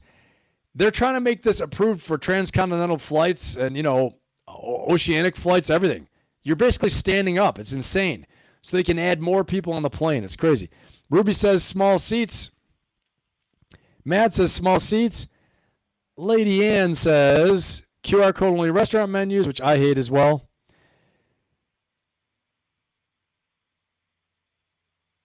Obegas says small seats. I would say C, but I don't fly all the time. So B. Okay. Self-checkout machines that accuse you of stealing. I don't blame you. Let's tally it all up here. Okay, so we got 1, 2, 3 C's. We got A, B. Paul says A, B, and C. Mark says A, I don't fly anymore. All of them, seriously. Okay, I think, let's see. C has 1, 2, 3, 4 votes. A has 1, 2, 3 votes. And B has 1, 2, 3 votes. So we have a tie, and actually C wins with 4 votes. C, our airplane seats getting smaller and smaller all the time, and that is our winner for that. Okay, on to our next one here. And our next one is, let's see. Oh, yeah. You hate it. I hate it too. And what is the worst customer service line you hear on the phone, which makes me want to go nuts and freaking throw the phone? Okay. A, your call is very important to us. Your call is very important to us. Or maybe even worse, when they say, your call is very important to us.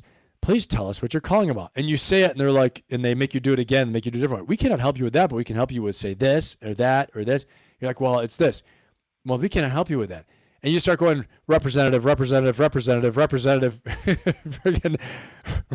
Or in my case, representative. I'm yelling at the phone, and I'm thinking to myself, oh my God, man. So, okay, so your choices. The worst customer service line.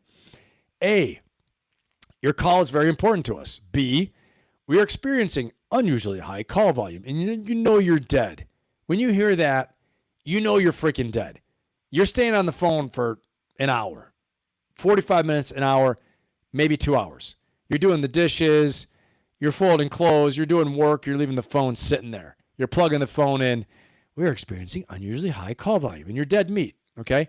A, your call is very important to us. B, we're experiencing unusually high call volume. I hate that one too. C, I'm sorry you feel that way. As I'm throwing the phone or starting to yell at the damn AI chatbot on the other side, okay? All these things happen. Give me your vote. Tell me which line makes you instantly angry. Tell me which one. I think I already know which one's going to win this because I know which one makes me nuts. So, all right, let's go ahead and play our music and get it going. Here we go. All right, you got 20 seconds. Go. Level up, baby. Level up. Don't forget to like, subscribe, and share. If you're new here, welcome to the best chat in YouTube. We're going to have a good time. Every Friday is Ferocious Fridays. We have a wonderful, fun time. Okay, guys. Worst customer service line. A, your call is very important to us. B, we are experiencing unusually high call volume. C, I am sorry you feel that way. Which line makes you instantly angry? Let's see. Give me what you guys got. All right, C. Okay, we got a lot of votes here. Let's see.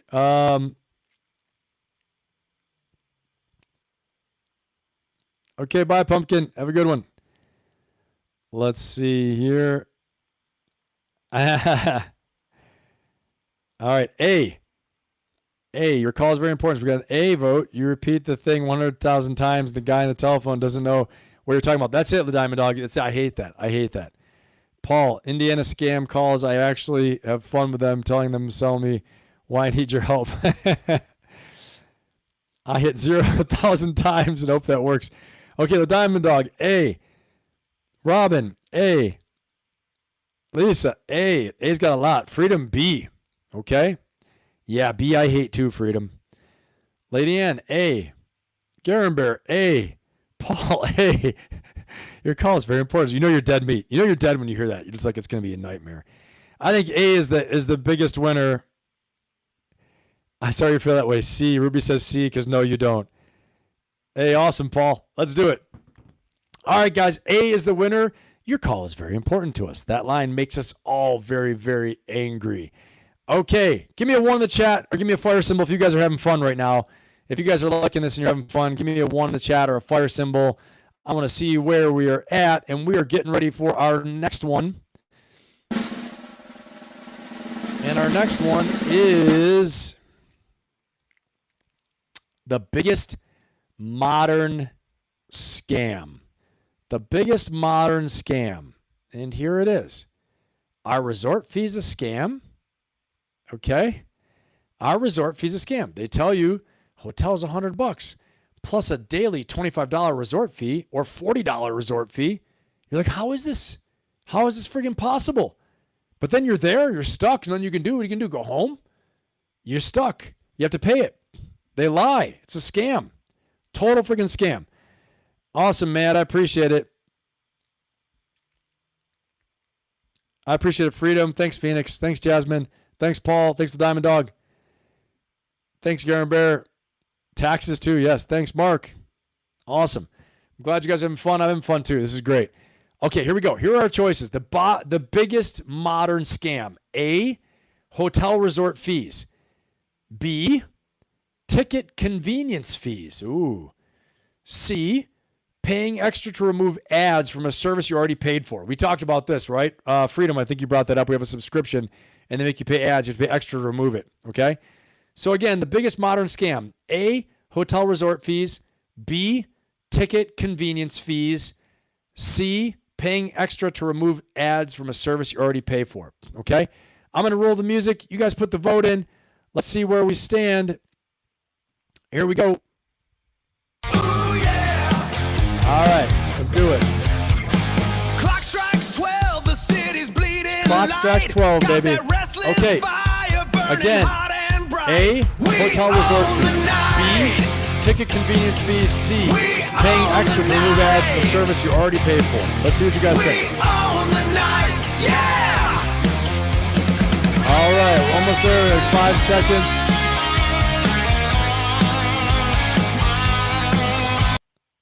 Oh, you're parking a vehicle while you stay with us. Scam. 100%. Now, that'll be like $40 or even $10. This is bullshit. It's all bullshit. Okay. Mad says C, paying extra to remove ads from a service you already paid for. Freedom says C all the way. Many C's. We got C for Paul, C for Robin, B for Ruby, ticket and convenience fees. C for Paul. Jasmine says B, ticket and convenience. Another C, paying extra to remove ads from a service. Almost all tickets are digital now, Ruby, right? A, Lisa Jones says A, hotel resort fees, which is nuts. I got to head out. Okay, we'll see you, Garen Bear. All right, man, get some sleep. Appreciate it. Great having you here. All right, so we got the Diamond Dog says A. All right, guys, I think with Mark voting C, I think we have a clear winner here, and the clear winner is 100% paying extra to remove ads from a service you already paid for. That is the biggest scam, isn't it? That is like just about one of the biggest scams here. Okay, here we go. Now we're going to talk about some back in my day. Back in my day, what do you miss? Back in my day, what do you miss? And here are our choices. Back in my day, what do you miss? Who knows what this is? A, Blockbuster on a Friday night. Ooh, it was fun picking out a movie. It's no joke. B, owning music instead of renting it. C, people being unreachable for a few hours. What do you miss? A, Blockbuster on a Friday night. B, owning music instead of renting it. C, people being unreachable for a few hours. And the music's going to start now. And let's see what you guys come up with. Let's do it. Feel that kinetic hit. All right, let's see. Let the energy ignite. A is Blockbuster on a Friday night. B is owning music instead of renting it. C is people being unreachable for a few hours. Which one do you miss? Which old thing should come back? Type the letter. Type the damn letter. Which one should come back? Let's see. Let's see what you guys got. And I'm going to know how old everybody is here really fast by what they say. All right, let's see here. C. Mad says C. People being unreachable for a few hours. Blockbuster was the best, Jasmine. That's right. A. Obai says. Obegas says A. Freedom says A. Ruby says A. Lady Hand says yep. Jasmine says B. Owning music instead of renting it. Mark says A. I think we got a clear winner, everybody. I think it's Blockbuster on a Friday night should come back. All right, another one. Back in my day. Back in my day, what should stay? Here we go. Drum roll. Let's talk about our choices now. Back in my day, what should stay? And the choices here are dial-up internet. And while we're on that topic of dial-up internet, here's a little bit something for you.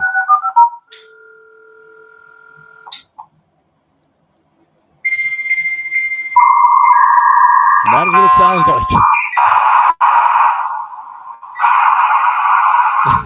like. Who remembers that sound? Who can remember that good old sound right there? Okay, so A, dial-up internet should come back.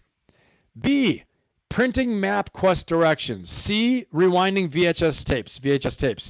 Which one do you think should come back? Dial-up internet, printing MapQuest directions, or rewinding VHS tapes?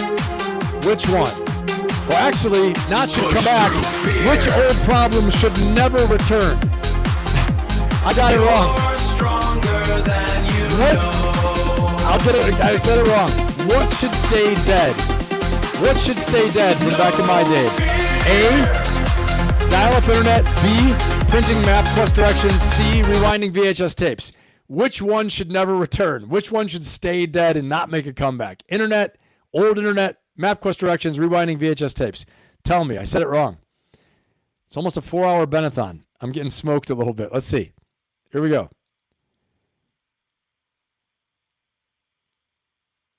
You hate the internet? You've got mail. Commodore 64 pirate boards. Yep. A, no. C, Lisa Jones, rewinding VHS tapes should never come back. Jasmine, C. Which one should never come back? Freedom Cherry says A. Ruby says A. Hand of God says C, rewinding VHS. The music should stay dead.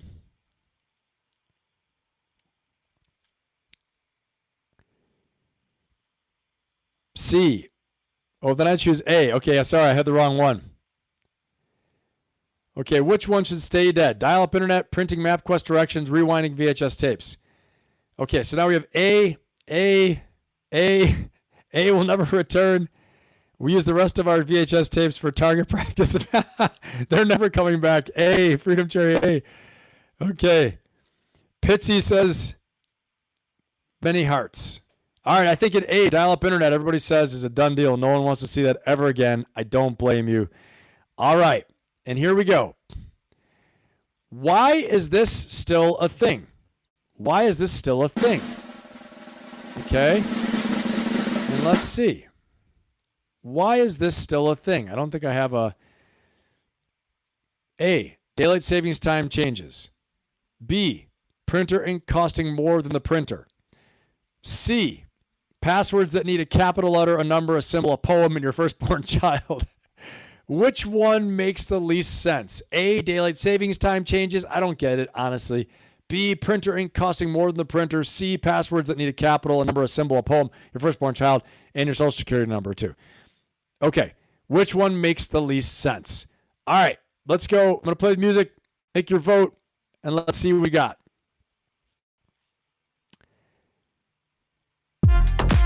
Let's hear what you got. All right, got 20 seconds. Let's see what you guys got here.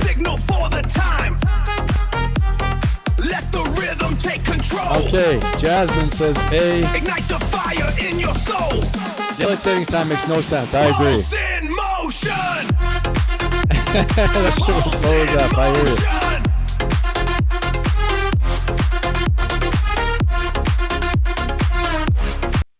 All right. Give me my paper maps. A. All right. Everybody's saying daylight savings time makes no sense. I agree. All right, guys. And B, printer ink costs more than the printer. Makes no sense either. Mark says A. The winner there is A, like daylight savings time changes. Makes no sense. Okay. And here we go. The last one. This should be a law. This one should be a law. You guys tell me what you think here. All right. And this should be a law right here. Here are your choices. A, return your shopping cart. B, use headphones in public. C, show every fee before checkout. Which rule should become a law tomorrow? A, return your shopping cart. B, use headphones in public. C, every fee. Show every fee before checkout. And let's see what you guys think. All right, I'm going to put the music on, and then we're going to go, and we're going to have our vote and see what you guys think. Here we go. Asphalt bleeding static under neon Let's see here. The city's razor silhouette against the night. Feel All right, guys. the kinetic 20 pulse seconds inside left. my veins, smashing through the throttle, breaking all the chains. Living on Let's the see here. wild side. Yeah, All right. on the wild side. 10 seconds left. Let's see what you guys got. They all suck, but A is the worst. Okay, let's see what we got here. We got some votes already coming in. And let's see, which one should be a law? Should become a law tomorrow. Lisa Jones says B, use headphones in public. C, show every fee before checkout. C, from Freedom Cherry from Pitsy. I bump in public, Lady Ann. They think that's a bobsled. C, lots of show every fee before checkout. B, D, which I'll take as a B, headphones in public. A, return your shopping cart. I hope no one in this chat is a speaker, phone, and public user. I am not. Lots of C's. C. Okay, we've got a couple A's. Green Buds Farm. A, return your shopping cart. All of the above. Mark. C. All right, but always return my cart. Good for you, Phoenix. All right, guys. Well, I'll tell you what. The winner looks like we had a lot. Let me see here, right here. We had 1, 2, 3, 4, 5, 6. 6 for C, and then B was up there too, though. I will say B was up there. There's one B. Oh, we had 1 or 2 B's, but then people said afterwards, you better not be a headphone user in public. All right, it looks like show every fee before checkout should become a law tomorrow as well too. All right. Well, now we're going to get into our little block here. Now it's time for some stupid videos real quick, guys, so we can just have a good laugh before we close everything out. And I picked out a couple good ones here, so check these out. We're definitely at the time right now where we're just going to have some laughs, okay? So, let's just go with that, okay? Here's some human fails. Let's check this out. Here we go. Not so much that one, but this next one is a doozy. Check this out. Holy crap. What? That is nuts. Look at this. That was too much. I don't even know how she did that, or he did that, or whatever it is. I don't know what's going to happen here. This one's pretty stupid. I think she just misses. Yeah, I've done that before. That's not actually so bad. Oh my God! That's not actually so bad. But this next one I'm going to show you is pretty good. Check this out. Okay, if you're not watching right now your phone, or you're not watching your screen, you want to look at your screen right now, because this is pretty damn funny. Anyway, made me laugh pretty hard. Check it out. I've seen these situations before. I'm sure you have, maybe. Check this out. But that's not the worst of it. Look at this. They trigger off the whole thing. You gotta put it in the shoe. Holy crap. That is why you never store. Well, I'm not either. This is why you never store your freaking fireworks near when you're blowing them off. You got to have them in a separate location. You got to have a fire extinguisher. You got to nail down your fireworks when you're using them, like, liquid nails on a board, bricks, cinder blocks, heavy things so they don't fall over. People are idiots. People die from that.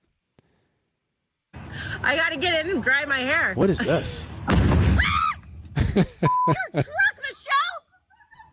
Oh my God! Holy crap! Michelle, stay back. He did it with the vape in his hand. They blew her. Oh, good job.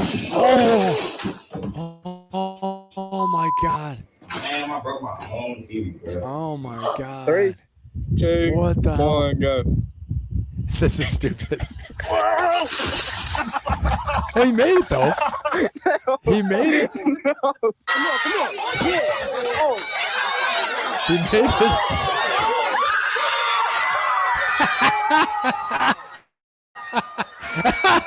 What? I didn't see that coming. Oh, Jesus Christ. Oh no. Oh no. Oh no. That's terrible. Oh, man. That's terrible right there. Oh my God. Yeah, there's some bad ones on there. Yeah, weaved out. That was bad. Yeah, her hair flew right off. That was pretty damn funny. All right, there's some crazy ones now too right here. Okay? Check this out. This is nuts. Now, this isn't even funny. This is scary. That's nuts. That's insane. I can't even believe that happened. Grab her ankles. This is bad. This is crazy. Oh my God. She's got crushed. Oh, he is so lucky he didn't just get run over. Oh my God. What kind of dumbass is this? Oh.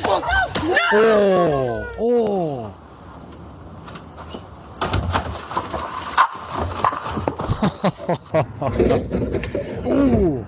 Oh my God, he's destroyed. What? She must work at a garage or something. Must be like at a mechanic's place. Ooh. Talk about FAFO, right? Getting payback right there. Little karma. I don't even know what happened there. She didn't even do anything. Oh my God. Oh, what? That guy is dead meat, man. Forget it. He is over. It is over. It is over. Oh my God. All right. That is absolutely nuts. All right, guys. Hey, I'll tell you what. I had a great time with you guys tonight. I hope you guys had a great time. Put a 1 in the chat if you had a great time. I had a lot of fun tonight with you. And we're going to do it again. So tonight we argued about leaders. We separated facts from hype on 4 stories that most people only know as a headline. Okay, we cleared some things up. I hope it worked. We finally gave CAPTCHA and dial-up internet the public trial they deserve. But if you take one thing out of this stream tonight, take this, okay? Every story tonight was a story about someone deciding or refusing to decide or doing something stupid in some of the videos, right? Under pressure with incomplete information and while people watched. The Attorney General in that room, unbelievable. The members of Congress who could not get a clean vote. The president weighing the possibility for a ground war. The analysts staring at a blurry image of something over Virginia. Okay, all those things. That is not their problem. That's a human problem, okay? And you're running your version of it right now in your own life, okay? You do not get certainty. We don't get it. You never did. You get judgment, you get character, and you get the willingness to own the call afterward. And that's the whole job. The coaching membership and Inner Circle are in my description. I'd love to see you guys go in there. Check them out. Click on the links. Decide if it's for you. If you want to get into my strategic advisory, the application is right under it in the description, okay? If tonight moved something in you, do not let it fade away by Monday. That is exactly how another week goes by, then another month, and then another year. Okay, guys, we're already at the end of July right now. Christmas is right around the corner. I hate to tell you.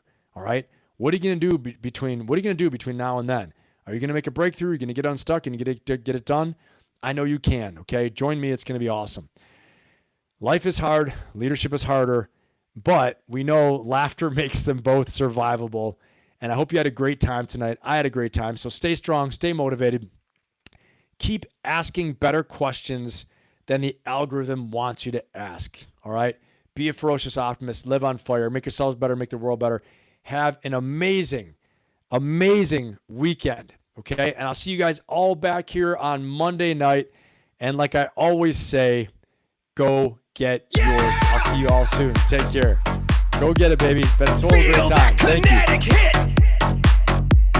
Let the energy ignite.